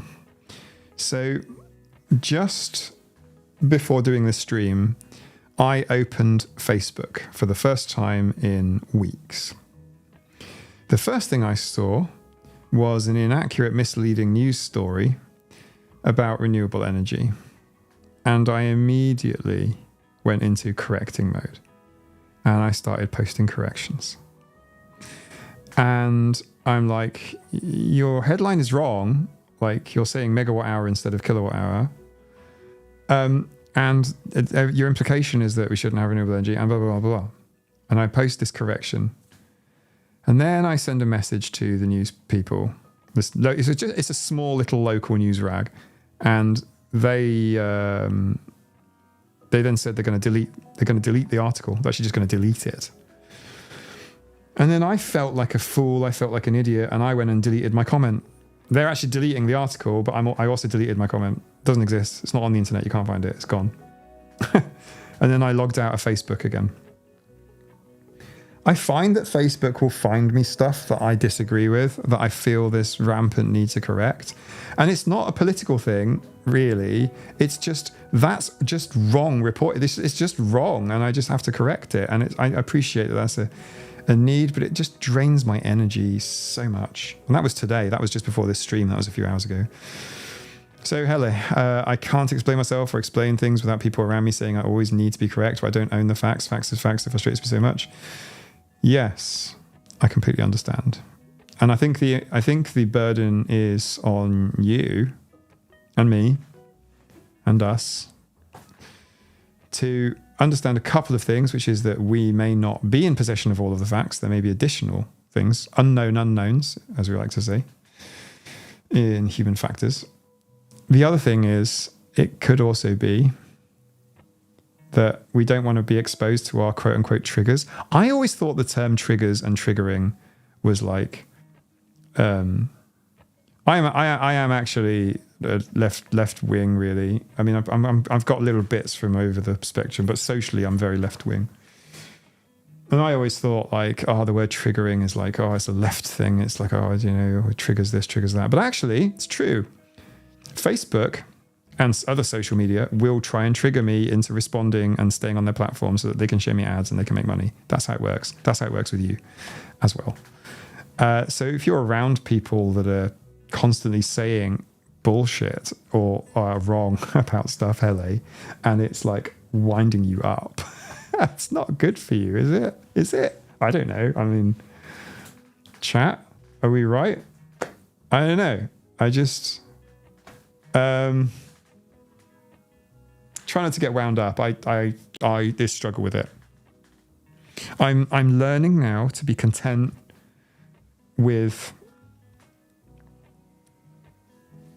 some people are just going to just like, I just have to, but it's literally like autism. Like, this has to be corrected. It's wrong. It's just wrong. That peg doesn't go in that hole. It's wrong. And it's not like creative. It's not, we're talking about the arts. We're talking about numbers here. I don't want Hele to feel too perceived, so I'll just take that comment off. Rage with cesspool, yeah. And rage bait sharks, yeah.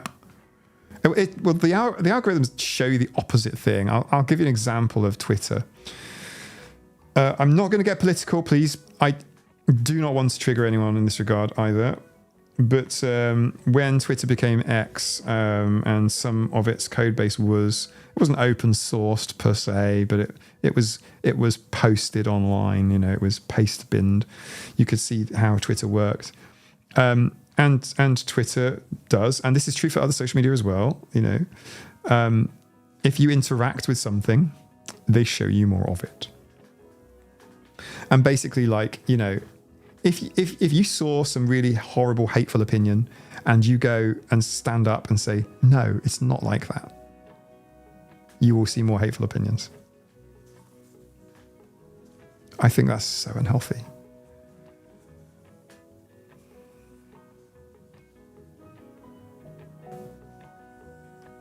Social media is exploiting our integrity, Mauhaus. There, yes. Yes. YouTube does it too. Kinda. Like, YouTube knows about you from Google and Google tracking tokens.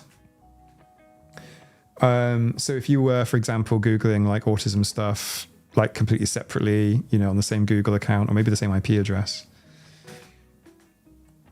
like a shared household one, and you log into YouTube, you're more likely to see, like, say, my content, for example. I mean, like, YouTube has stopped showing me aquarium stuff. We built an aquarium on the live stream. Still haven't decided who's best, by the way, Nina's aquarium or my aquarium. We've got the identical aquariums.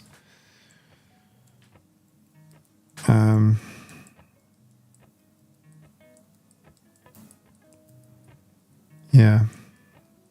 Many social media companies consult teams of neuroscientists to make the Joes want more. That's also true.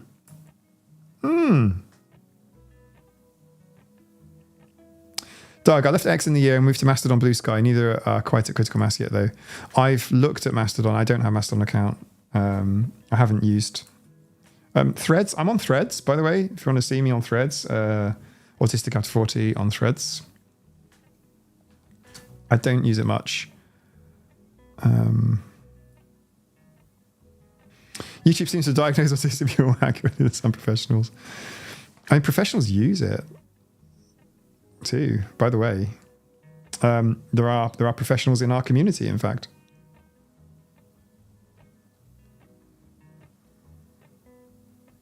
Jenny K, I don't recognize that version of Facebook. I only use it for selected groups, craft, animals, diet, now and D, and ignore most recommendations. That's the way to use Facebook. If you are a Facebook user, that is how to do it. Go into groups and avoid everything else. Avoid your feed. Yep, etc., etc. That top tip. Mm-hmm. Get what you want out of it. Don't contribute to it.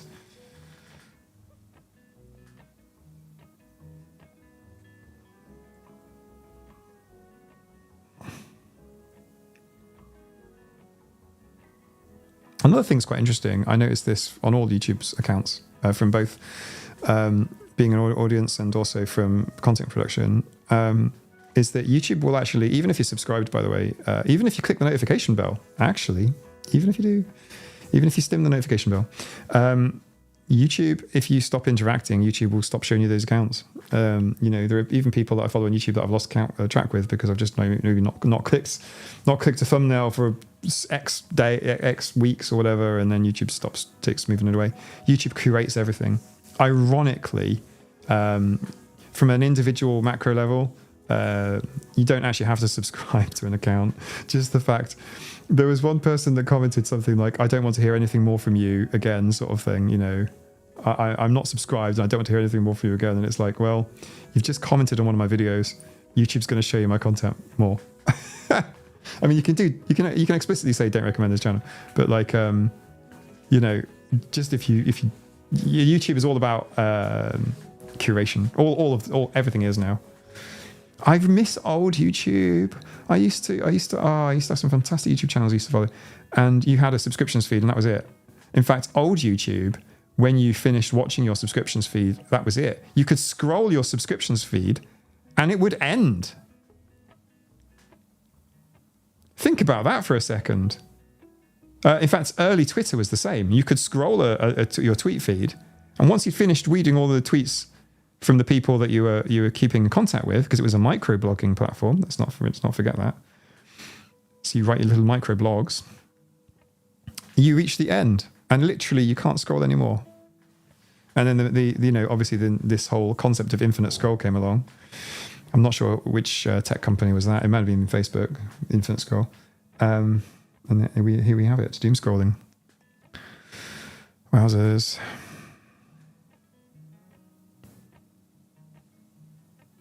I click on my subscription feed every day. Whimpers, that's not default though, is it? You have to actually go look for it.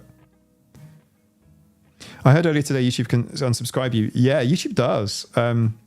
YouTube claim they don't, but they've done it for me. They've done it to me, and they've done it to people I subscribe to, and they've done it on other channels and other channel viewers. Like this is just a truism across YouTube. It's not a conspiracy, and it's probably a bug, to be honest. I don't know why they would do that.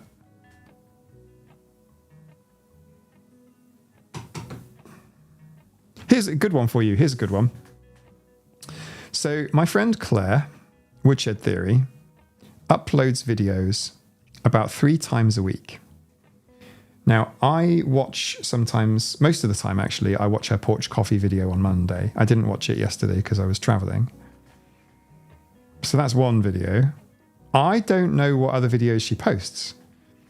She could post 2 other videos in that week. I don't see them. I actually don't know. I don't know anything that Claire has posted in the past 3 weeks. I haven't seen any of them. I only see porch coffee on Mondays. And there's no other differential other than, titles and thumbnails or whatever, descriptions. But YouTube knows I want to watch the Monday one and I don't want to watch the others. That's not true though. Click the like and the share, etc., etc. But yeah, it's true, right? It's curated. It's 100% curated. Even though I've told YouTube, put all of the videos from that channel in my feed because I want to see them. Even if I don't watch them, we don't have to watch them, right? Like, you're not obligated. And scroll down. But I don't see them. Like, ever.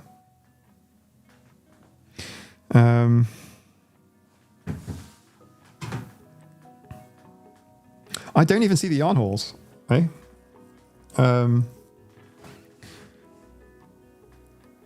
It's not much my thing. It's unlikely I would watch a yarn haul, but I might watch a live if it was a live yarn haul. Oh, excuse me.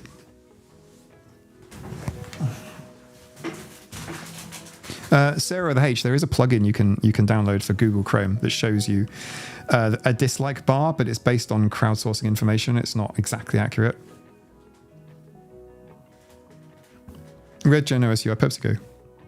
Teach my subscription at least 2 times a week and check for new videos. You shouldn't have to do that. 2024. You shouldn't have to do that. That's the super chat sound. Who's done a thing?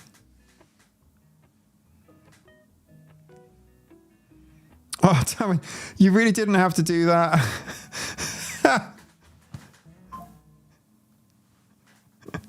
Thank you so much. Okay, we'll use Helen's Dreamies. I'm so sorry if anyone is just joining. I am sore as heck because it's Thomas Henley's fault. Dreamies, we'll dispense those. The automated cat feeder is overrunning for some reason.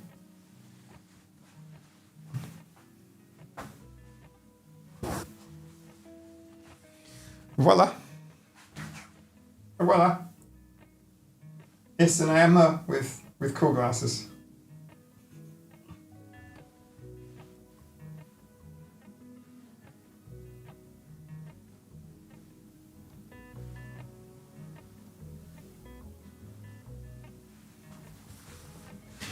Oh, my arms.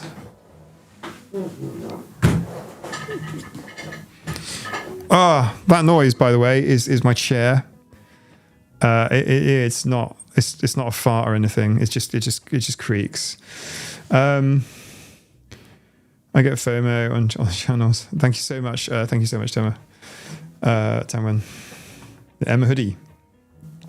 It is. Where did you get the hoodie? Nina got it for me. I think it's from Vinted. It's secondhand. It wasn't in a shop.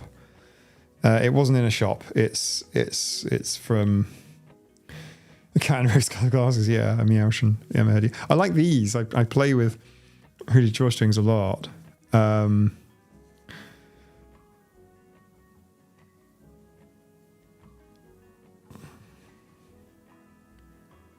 Mike, I've heard that doesn't work anymore. What doesn't work anymore? Sarah with an H. What doesn't work anymore? I've lost the context. Borg cat. Meowshin. Oh, Meowshin. Yeah, like fashion. Meowshin. Catcore. 21 kittens. Wow, that's a nice sweatshirt. Thank you. Don't know why I'm holding this up. P1 Body. Hey, I'm new here. Welcome. By the way, it's nice to see so many new smiling faces. What was my watch telling me? It was telling me to keep moving for 1 minute to progress against my standing goal, which is to stand up. But I've been working out with Thomas Henley. God damn it! You don't need to tell me to work out. Watch. I saw one of your latest video about Dr. K. I'm now wondering, did he respond? P1 Body, welcome first of all. To answer your question very quickly, the clone plugin doesn't work anymore. Boo. To answer your question, yes, he has responded. Furthermore, we have been having offline conversations.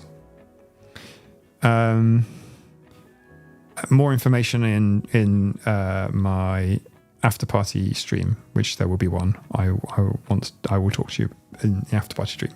For those of you that are channel members, if you wish to be one, Patreon, lowest tier even.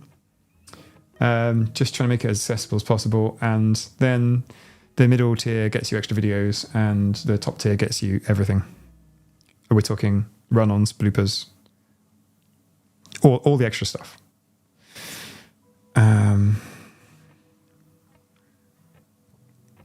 I'm tired now, and I don't want to go into ABA, except to say that I want to say I've been using this terminology. Please challenge me on it, chat. I've been using the terminology because some people believe that ABA is helpful, some people believe that it's harmful and incredibly traumatizing. Now, it's hard to use a term like ABA and say it's all good or it's all bad, because you'll always find people that go, it was saved my life, and people that go, it was really bad. So the way I see it is compliance-based ABA is akin to dog training, and it's akin to gay conversion therapy. In fact, it was created by the psychiatrist responsible for gay conversion therapy.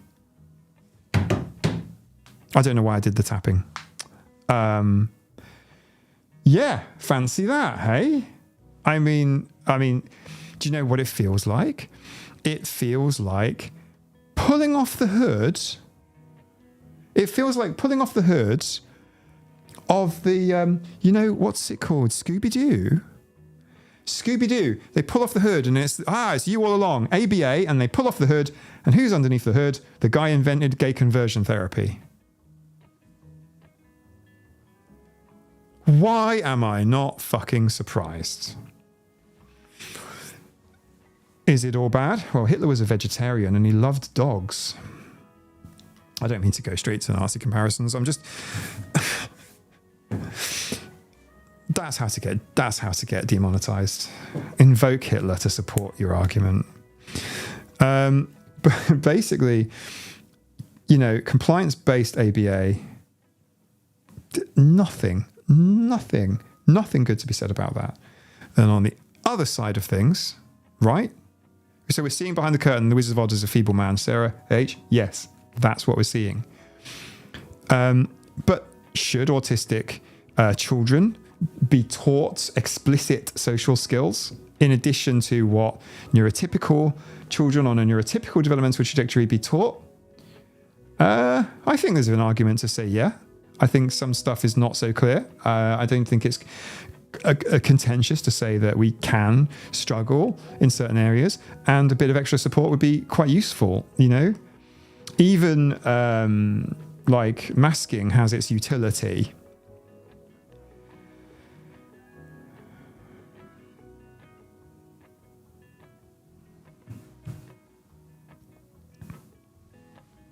Masking has a cost, but it does also have a utility.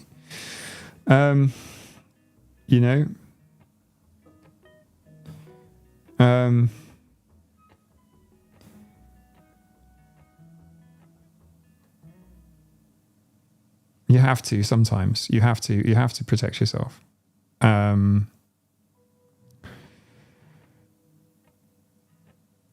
If I made a video, I haven't made a video about ABA, but I keep being asked about it. Like literally, people email me and go, "Make a video about ABA." I don't know what the motivation is or what they think I'm even going to say. What are your thoughts on ABA? Make a video about ABA.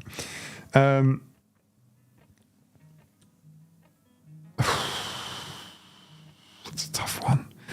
Knowing what I know from some people's stories that they've shared with me, it just makes me want to cry. Some people have opened up to me and told me some things that are so fucking heavy. Did I expect this a year ago? Did I expect this even 6 months ago, man? What about when we were on our live streams when we were looking for autistic coded characters in To the Moon? I didn't expect it then that people would be trying to ask me about these heavy topics. I'll do it. I will do it. Helen, I think the less said about ABA, the better. I don't agree. I think that's our first point where we have a disagreement. I think we don't want to dwell on it. I think we agree, don't we? We don't want to sort of mull on it and prevaricate on it and meditate on ABA. I think that's unhealthy.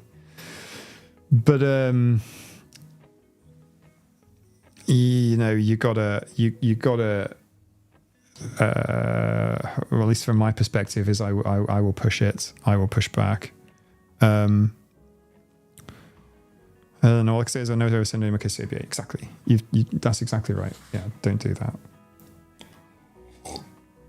But should autistic children learn additionally social skills? Should they learn how to coordinate with their neurotypical peers explicitly? I think so, yeah. I do. I think so. But I it's always, for me, it's always about like, okay, the idea is nice. It's like a lot of folks will give me YouTube video ideas, and don't let me put you off from mentioning those to me. I appreciate it very much. But, you know, the idea is the easy part. The execution is the hard part. You know, it takes me about an hour per minute of YouTube video to produce. Not lives, but, you know, long forms, particularly the complicated ones. And how does that play to ABA? Well, it would be like I would like let's say a good ABA, like a most positive ABA we could imagine. How would you deliver that as a scheme or a program? What would it look like? What would the risks be? How would you regulate it? How would you ensure that the program is good quality and isn't doing, you know, smacking kids behind the head when you're not looking? How do you? It's very difficult, isn't it? Like in practice, to actually deliver something like that. I think it's tempting to say that it's all bad, and that would be a much better default position. A much better null hypothesis is to say ABA is bad in all of its forms than it is to justify the other.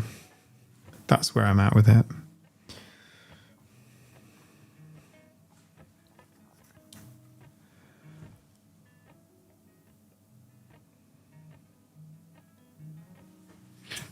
Red Gen ABA is a heavy topic that can't be ignored without risking being used without guidelines to keep it from traumatized people who are going through it. I have no taboos. There are things I would not want to discuss. TJ, correspondingly neurotypical children need education too, more than ever. And it begs the question, hear me out, right? If you've got a child who is being ostracized for whatever reason in a group, then you teach the autistic child that they also need to ostracize that child, because if they don't, they will be lumped in with them and their social score will plummet. What I've just said is horrific. What I've just said is terrible. Quinn, how's it going? I want to just drop that comment here like this. Quinn and I had a lovely time over the weekend. Quinn, I saw your comment about. I saw your comment about like when we meet up next, we don't need to go to the gym or whatever. Yeah, we please no. I'm not saying I had a horrific experience, but I'm in so much pain. I'm on the 3,500 cocodamols. I've had 2 of them, and I'll have 2 more before bed, or I won't be able to sleep tonight. I am in lots of pain right now, which gets worse when I move, and then obviously I move a lot.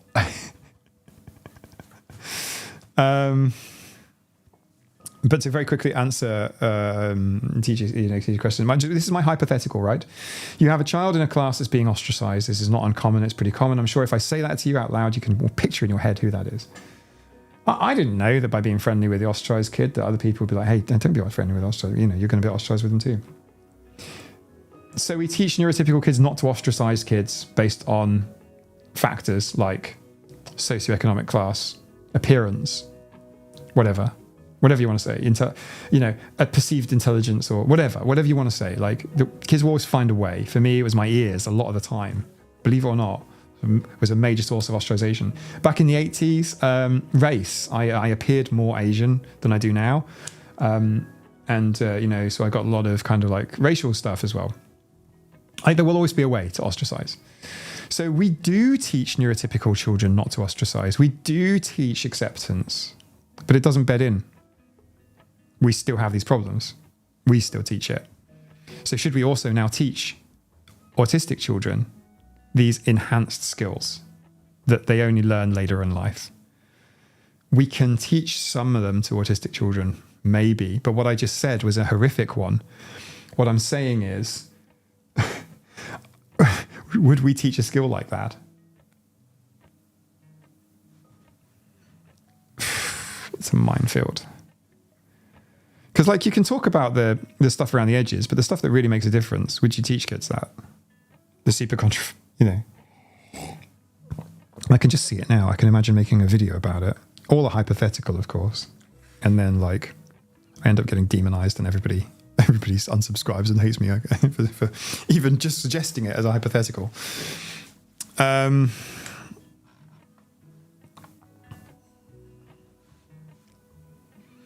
People aren't socialized by teachers, they're socialized by peers. Correct, my house. Do you know what? This is so painfully clear when you have a child. Because, you know, the moment they hit high school, and it literally is like that, actually, it's within a couple of weeks of high school, and I knew it was going to happen. Immediately, your kids just immediately switch their, I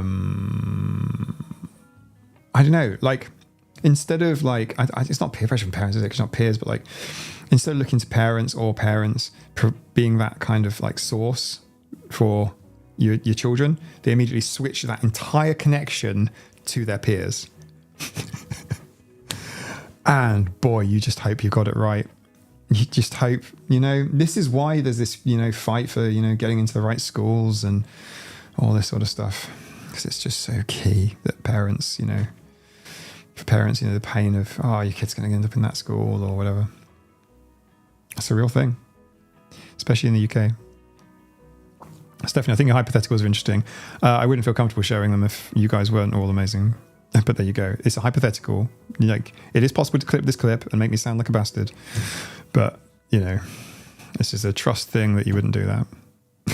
Because, like, it's hypothetical. It's not my opinion. Honestly, exceptions to the idea that NT children are more socially adept, they're just socially homogenous. Correct. Yeah, I'm not saying that they're more socially adept, but they're more socially adept with respect to their environment. Maybe.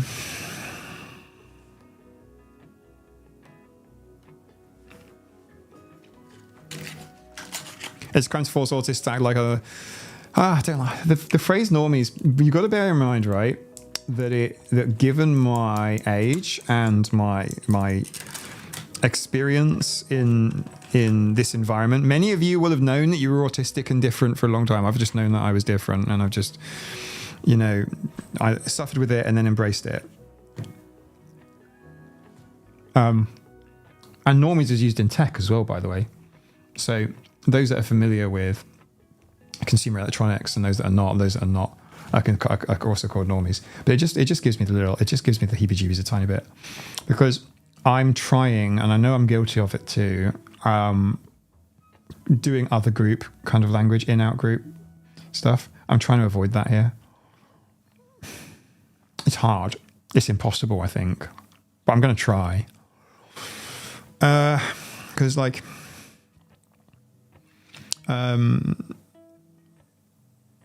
yeah.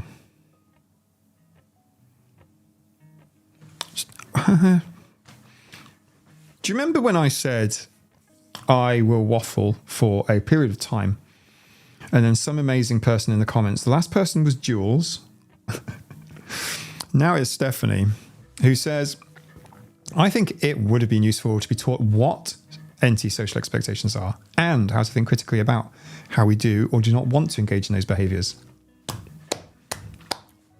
Yes. Teach it.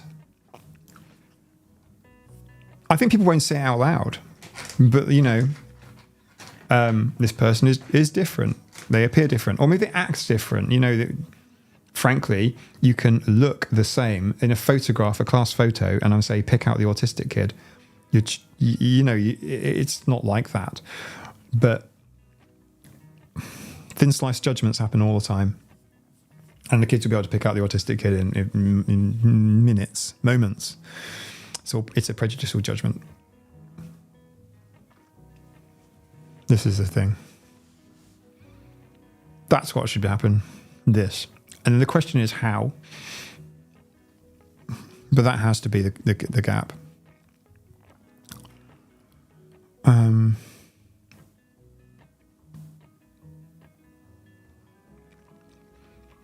If we are a group, how can we not refer to it as a group? We are a group, and by its very nature, using NT and D, we are creating an othering effect. I think as long as we're aware of it. Hey, I'm not here to police your language, right? I'm not trying to say don't use that, don't use these words, whatever. I'm just like, can we be conscious of it? And I don't know the answer. I don't have all the answers. I'm just telling you what I'm comfortable and uncomfortable with. I can't tell you. I don't know.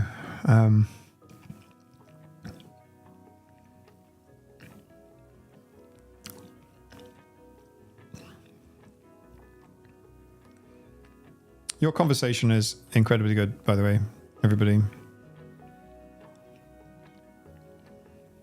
No, Gons Club. No, I wasn't picking on you. We understand. I went off on a tangent. I used it as an example for a different thing. That wasn't my intention.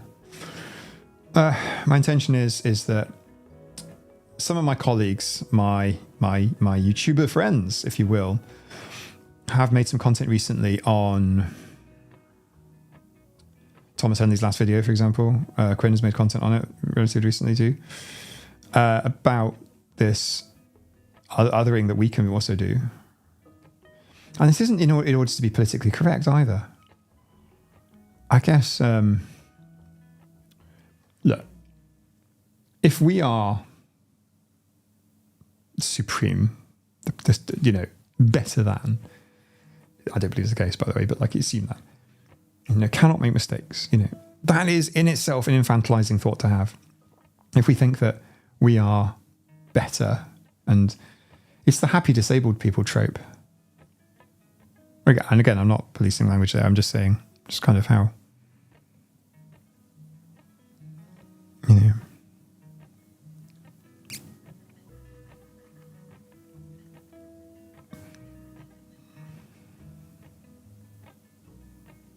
Hele, if we had a society where all children were taught to communicate with all neurotypes, we'd probably catch most autistic people at a much younger age. Mm-hmm. Yep. Totally. Mm-hmm. I'm sorry if I missed the conversation that people are having, by the way. TJ, it's hard not to other those who've othered you for your entire life. Well, indeed. And look, there is a degree of othering that is there, nay required by virtue of the fact that we are drawing a line drawn by others, not by ourselves. The diagnostic criteria for autism was written by neurotypicals describing autistic people. Just putting it out there. If we want to just talk about the black and white, that's what that is. The line in the sand was drawn by others, not by us. So very much it is an othering. Yeah, totally. And some of it has to be acceptable, because otherwise we don't have a conversation. There is no... We're all just human at the end of the day. And to be fair, that line does exist. And it's there if we acknowledge it or not.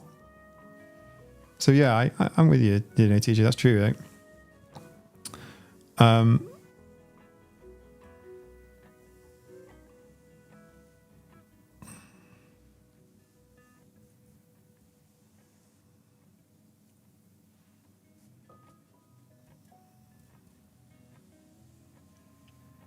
Leila P. There's been a bit of a hullabaloo about the autistic gaze video by the Thought Spot. Yeah, I believe so. I watched a response video by...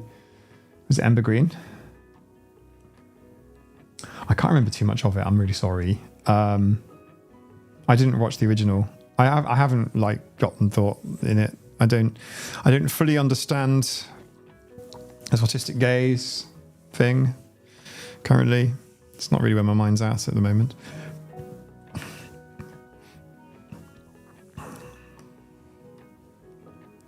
Joshua, maybe it's time us NDs in the psych field slowly uproot the APA and install many levels of peer reviews in there for the next version of DSM. The APA, the American Psychiatric Association, has a outsized, I don't know, power is the right word? Influence, maybe? Culture, perhaps, is a better word. Worldwide, you know. So the APA is, you have no power over me. If you remember David Barry and Labyrinth, you have no power over me. But like in, you know, international classification of diseases is much more appropriate than disorders. The APA do describe autism in the most pathological language you could imagine. Other psychiatric associations do not necessarily do that. So, you know, DSM is as pathological as one would get.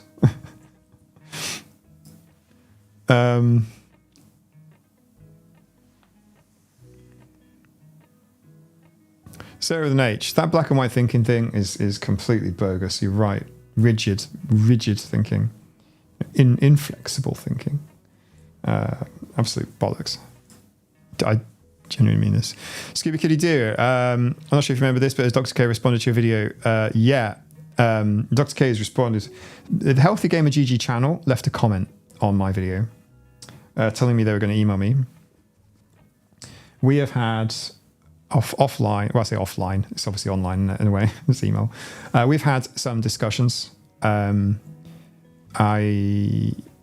It's positive, right? We have, I believe there's a positive outcome that could be formed from the aftermath of this. I don't want to use the term drama because I mean, try not to avoid it, but I guess the only emotional stuff from me is I'm just tired and pissed off of this. It's so annoying, you know?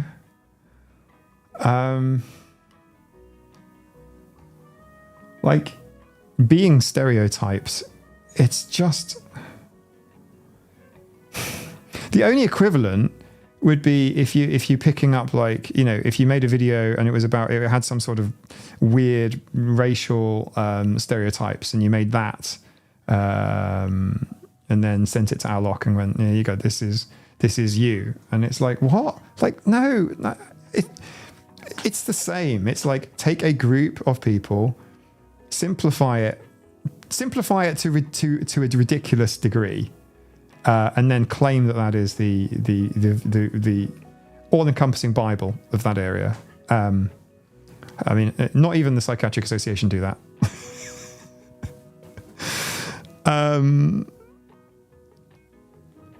I think there's a lot of hypocrisy in diagnostic descriptions of autism. I think small talk is restricted and repetitive. Yeah. Josh, I think the better word is heated debate, not drama. Yeah, I mean, it's... I would change a few small things in that video. There's maybe like 2 things I would change. But again, I think we're nitpicking. Quote unquote, I'm right, even though I might have made a couple of wrong bits in there. And by wrong bits, I just mean in terms of like culture and presentation. But I don't normally record content when I'm annoyed. I don't. But look, there's a positive outcome. We have an open channel of communication now. I don't want you to feel like... Right, there is a further conversation on this for the Scratching Post Discord after party, which needs to happen soon because I have a limited amount of energy and I'm going to spend it on it.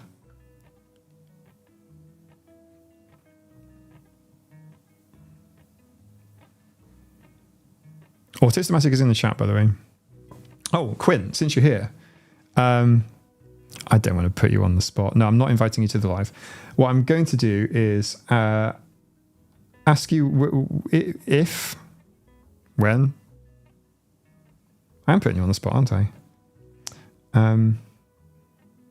We had an amazing chat.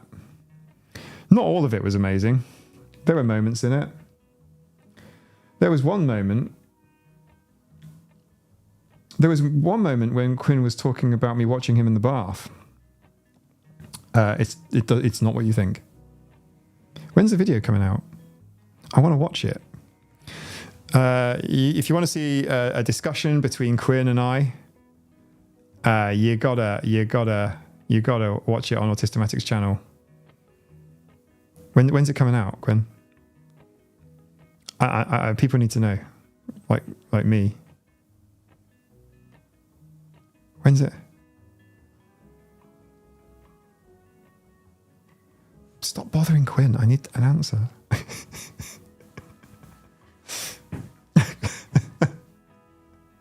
I'm so sorry. I feel like I'm bullying Quinn.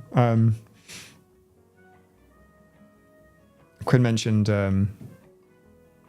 well, it wasn't going to be a video, and I'm like, yeah, there is. We just spent a lovely time together, and I'm like, into the park now. We're going to record a video.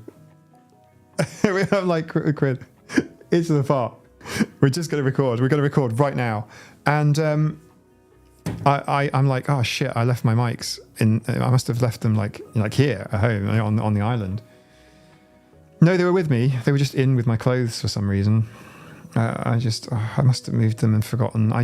Misplacing things is my biggest problem. I want everything in the world to have Apple Find My built into it, like everything, like including packets of Dreamies and Huel and everything. Oh yeah. Cut it down. There's so much crap in there. You've got outtakes for days. There's outtakes for days. There you go. Tomorrow, everybody. Tomorrow. If you want more AF content, see. Sometimes I write Autismatic, which probably means you're missing out on stuff there. See Autismatic's channel tomorrow, etc. It will be fun, and I'm in it. There, and I'll pin it. There you go. If you want more AF content, see Autismatic's channel tomorrow. It'll be fun, and I'm in it, and I bullied him making a video.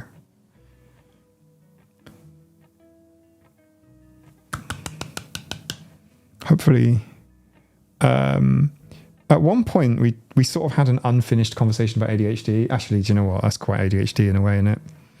We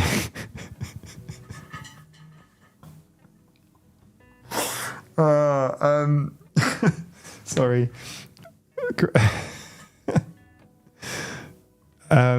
All of my belongings are misplaced.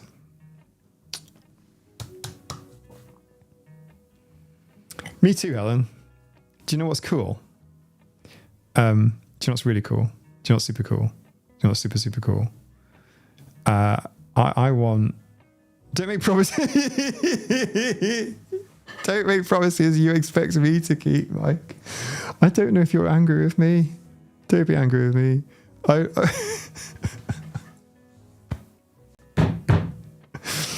What I'm trying to say is, I'm incredibly pleased because I don't have to do any editing. Like, it's not like filming for you guys that may not be au fait. The actual work of the filming, like for example, this live stream's gone on for many hours, and there's no editing, right? Editing is the most time-consuming part. Obviously, like any research or any writing that you might do is quite time heavy as well. Filming is the least time heavy bit. So I bullied Quinn into making a video. I filmed it. I filmed it. And I'm like, here's 6 gigabytes of footage, Quinn. Make a video with that. Autistic. If you let me know which jokes didn't make the cut, I would like them, and I'll put them on Patreon on my end. I don't want to like step on your toes. There were some horrific jokes, by the way.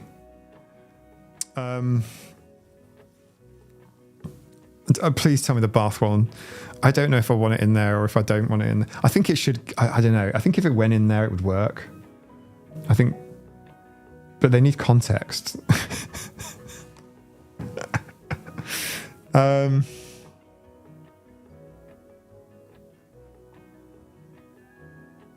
Layla P, I just read that as I had a matcha tea yesterday with my gluten-free, drug-free birthday cake. My first caffeine in a month. And I assume in drugs you mean dairy-free. I was like, you did say that. I misinterpreted. Too introverted, much socializing, Sarah. But when it's with friends, we had some great conversations, Quinn and I. It was remarkable. Like it'll be amazing. I cut the bath for YouTube. So the bath thing will be explained. You're just going to have to stay tuned for it. I'm not going to explain it now. It isn't X-rated. Well, another time. We have Quinn. I mentioned something which wasn't funny, or it was just a thing about consuming other YouTubers' content, and Quinn dropped it as a rude joke whilst we were filming, and I just died.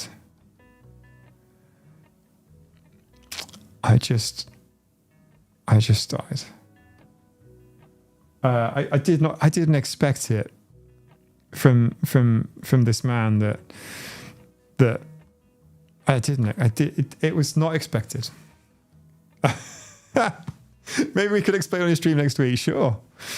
So you had to be there. Well, it actually isn't, because it was filmed. I mean, so it's not a horrific joke. It's just it's what it is. I think the socializing element is one thing. I'm going to make a fresh cup of tea. So the tea fairy is in bed because she has an early start tomorrow. She might be off tomorrow. She should be off tomorrow. There's a chance that she won't be.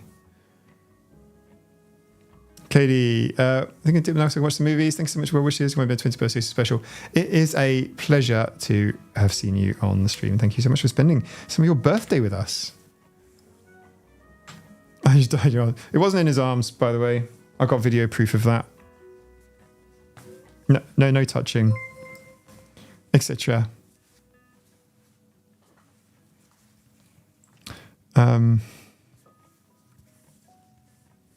Majestical Discomfort. That is one. I love that username.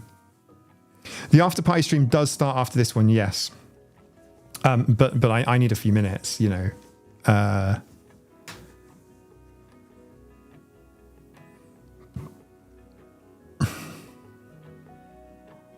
So, may I kindly direct you, lovely folks, okay, to the Hydra theme soon. The Hydra theme soon. The Hydra theme soon. If you haven't seen it before already, have a little look. A couple of videos back. I should have walked away. Do. Salt of the red earth, welcome to the stream. I've seen you before, I'm pretty sure. No, have a look at the Hydra theme song. It is pretty cool. If you have not seen it, I will show you very, very briefly. I'm going to be eating my evening breakfast during the after party stream. Joshua, did you join the Autistic Cat stream? The Autistic Cat. Welcome. I'll say hello to you properly over there. In the darkest night she takes flight, a fluffy force, a beacon of light, with a man of fury and a heart so pure.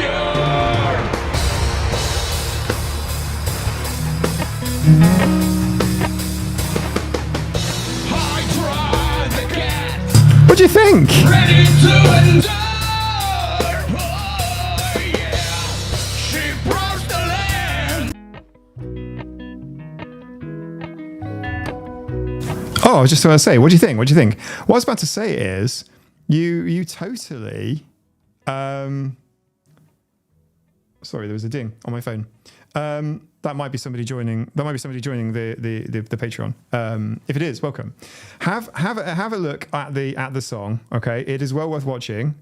I'll play the outro With eyes because you totally have to see this.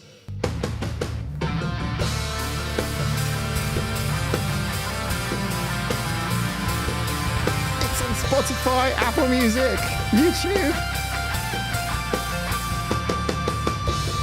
It's pretty cool. reminding us to be This is entirely you guys.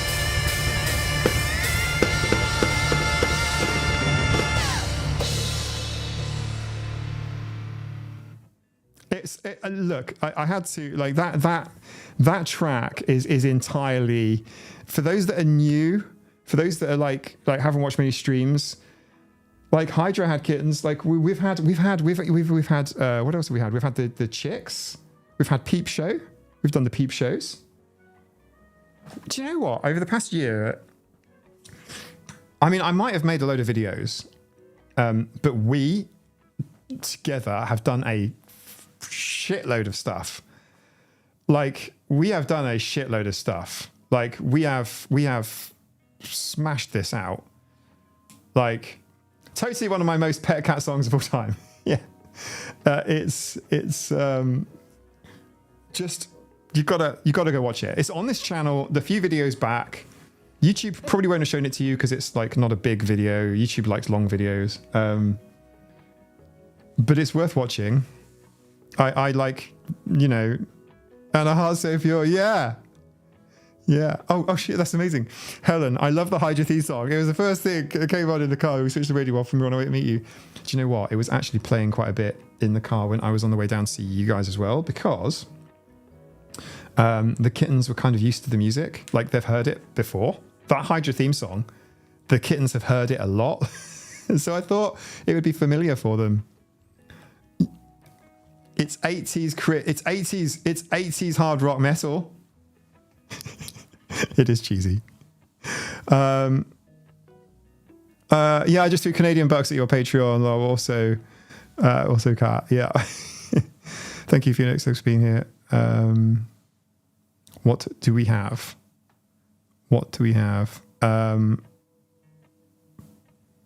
Yeah, I opened it before and got overwhelmed by the volume at first. I dropped the volume, guys. I deliberately minimized the volume. So the volume is lower.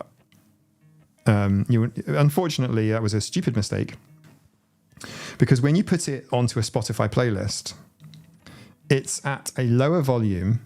It's minus 6 dB, which is basically 2 times lower, something like that. I'm not an audio engineer, but it is about that. And I have it on with the other heavy metal songs, which are insanely loud by comparison. So when Hydra's rock song finishes, other songs can be a bit loud. So if you do put it on the playlist, I'm really sorry. I didn't think about that. Yeah, this. Look.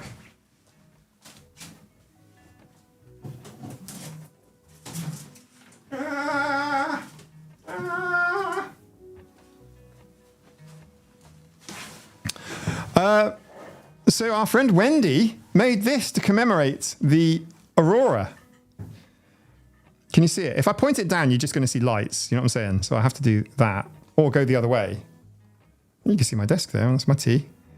That's Dreamies. That's my Huel. Let's go the other way. That's my fill light. That's my key light. Okay. That's you. That's the text. Right, where do I? It's got a shiny reflective glass. Sorry, I didn't. I had to get this reframed with extra glass on the with glass on the front to protect it. But this is the Aurora Borealis, made out of wool by Wendy.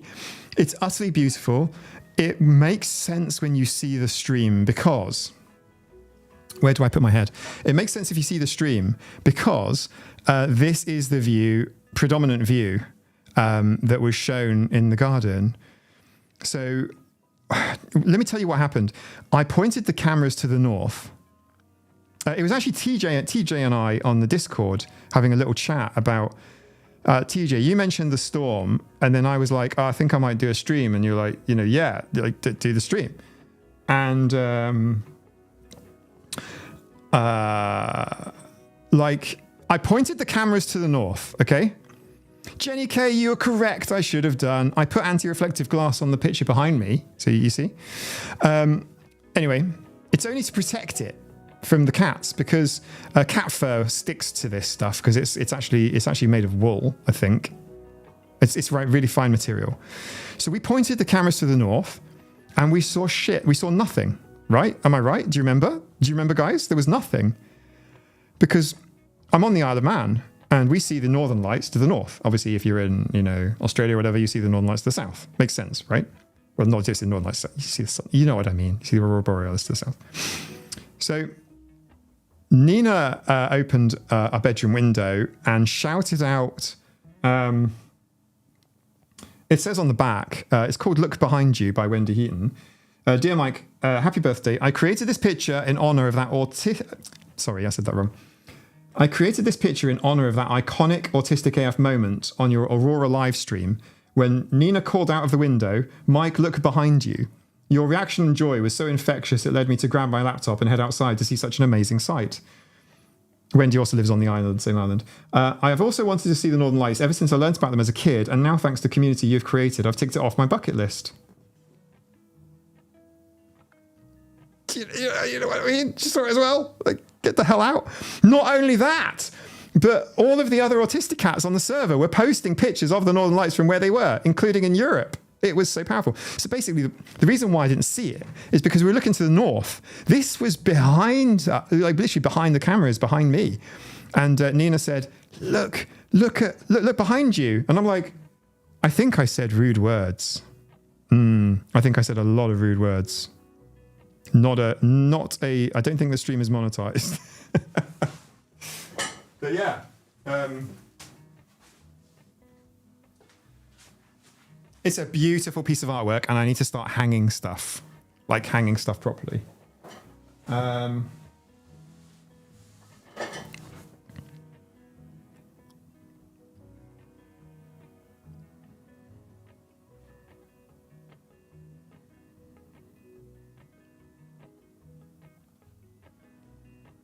Yay! Did say thanks to Autistic AF and the Autistic Cat community.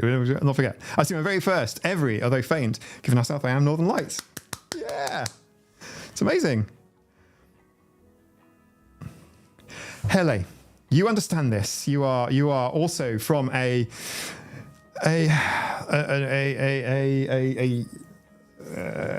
got the Viking country. So Hele, I'm on the Isle of Man, which is, it's got the world's longest continuous running parliament, by the way. A Tinwald, a Viking parliament. We are north. We are a northern Viking island. And the Northern Lights, the Aurora Borealis, the storm was so strong that it pushed the solar wind south, really far south. TJ saw them in Colorado.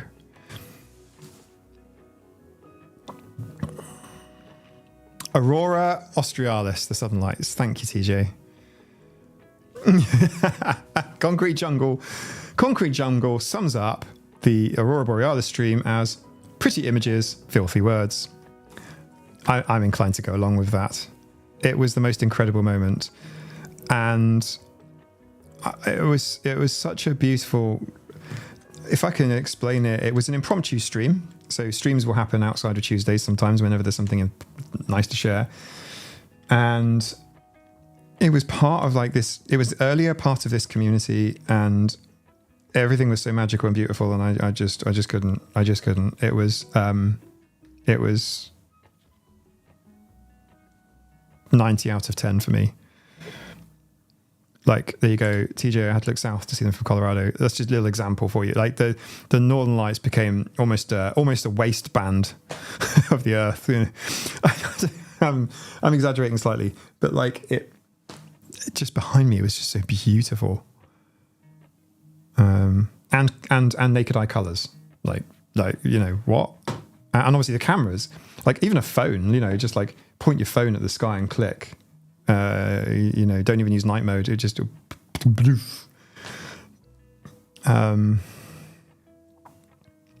right. I was actually just heading off on a break, and then we'll do the after party stream. So for there is so much beauty. Yeah, totally. And I think it wasn't just that. Do you know what it was? It was just this extra beautiful moment, I think, like socially as well. Like, I don't know. I almost want to cry just thinking about it. And it's not even a you have to be there, because you can watch the live stream, although it's quite long. My phone shots were still similar to my extreme pics. Yeah, exactly. Like this isn't even like making it up. Like, it's just amazing. LA. Oh wow, it sounds amazing. I've seen a lot of Northern Lights, but we got it each year. But I've already seen any colours other than green. So we have the Northern Lights like every year, and we see them on the Isle of Man, and people take nice pictures from the mountain. They take nice pictures, and from the shoreline they take nice pictures, and you get maybe like 5 degrees of light, maybe 10 degrees of light, you know, looking up. So like that much of the sky, maybe a tiny bit more sometimes, you know what I mean? And basically green. So that's the oxygen. That's it. That's it.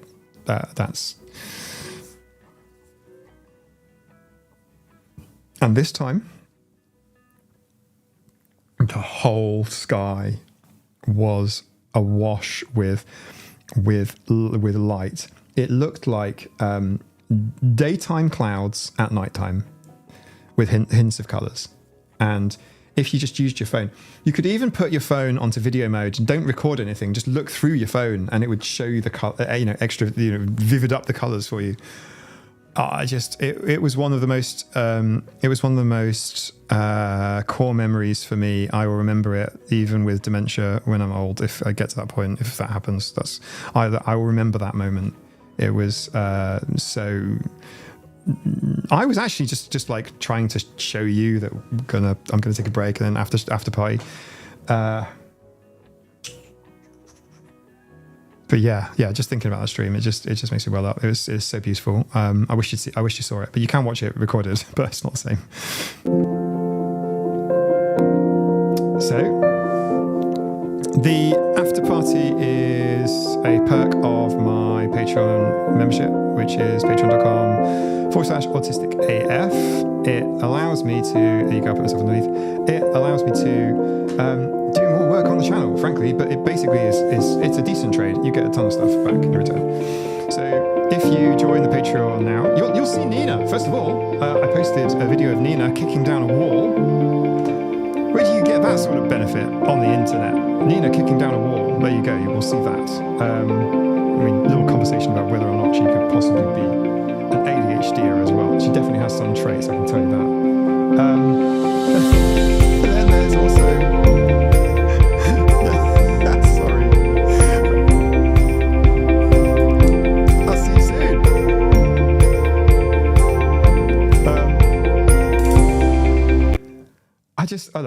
I'll see you soon. I'll see you. I'll see you all soon. I'm gonna go and like maybe eat like a bit of cereal or something. My stomach is still a bit aware. I want to talk to some of you more privately off YouTube about something that's happening very soon, and relating to YouTube. Viking jeans kicking down walls. Yeah, tell her that. She'd be very pleased to hear it. And you don't have to support me on Patreon, right? Let's just the thing, okay? This is optional. It's a way for you to get extra content. There is a community here. There are other communities on the internet as well, and quite a lot of people are in multiple ones, etc., etc. So, you know, if you're desperate for autistic community, I would say the Scratchy Post is the best one. But like there's others too, and. You like it, yeah. Cat here in the middle gets tons of extra videos, and obviously, like the longer things goes on. And Tiger Tier, I haven't forgotten, by the way, your video for August. It hasn't been forgotten. It's just I was away when I wanted to upload it, and Tiger Tier gets all the extra shit, and there will be extra rewards as well. I'm over delivering and under promising. That's my goal. Anyway, I hope that's the way it comes across. So that's what this is for the new folks. Just to let you know, we'll go over to it's a Discord stream. That's what we'll do. So it won't be on YouTube, and it won't be recorded. Does that make sense? Thank you very much for being here. Bye. Bye. I look so weird.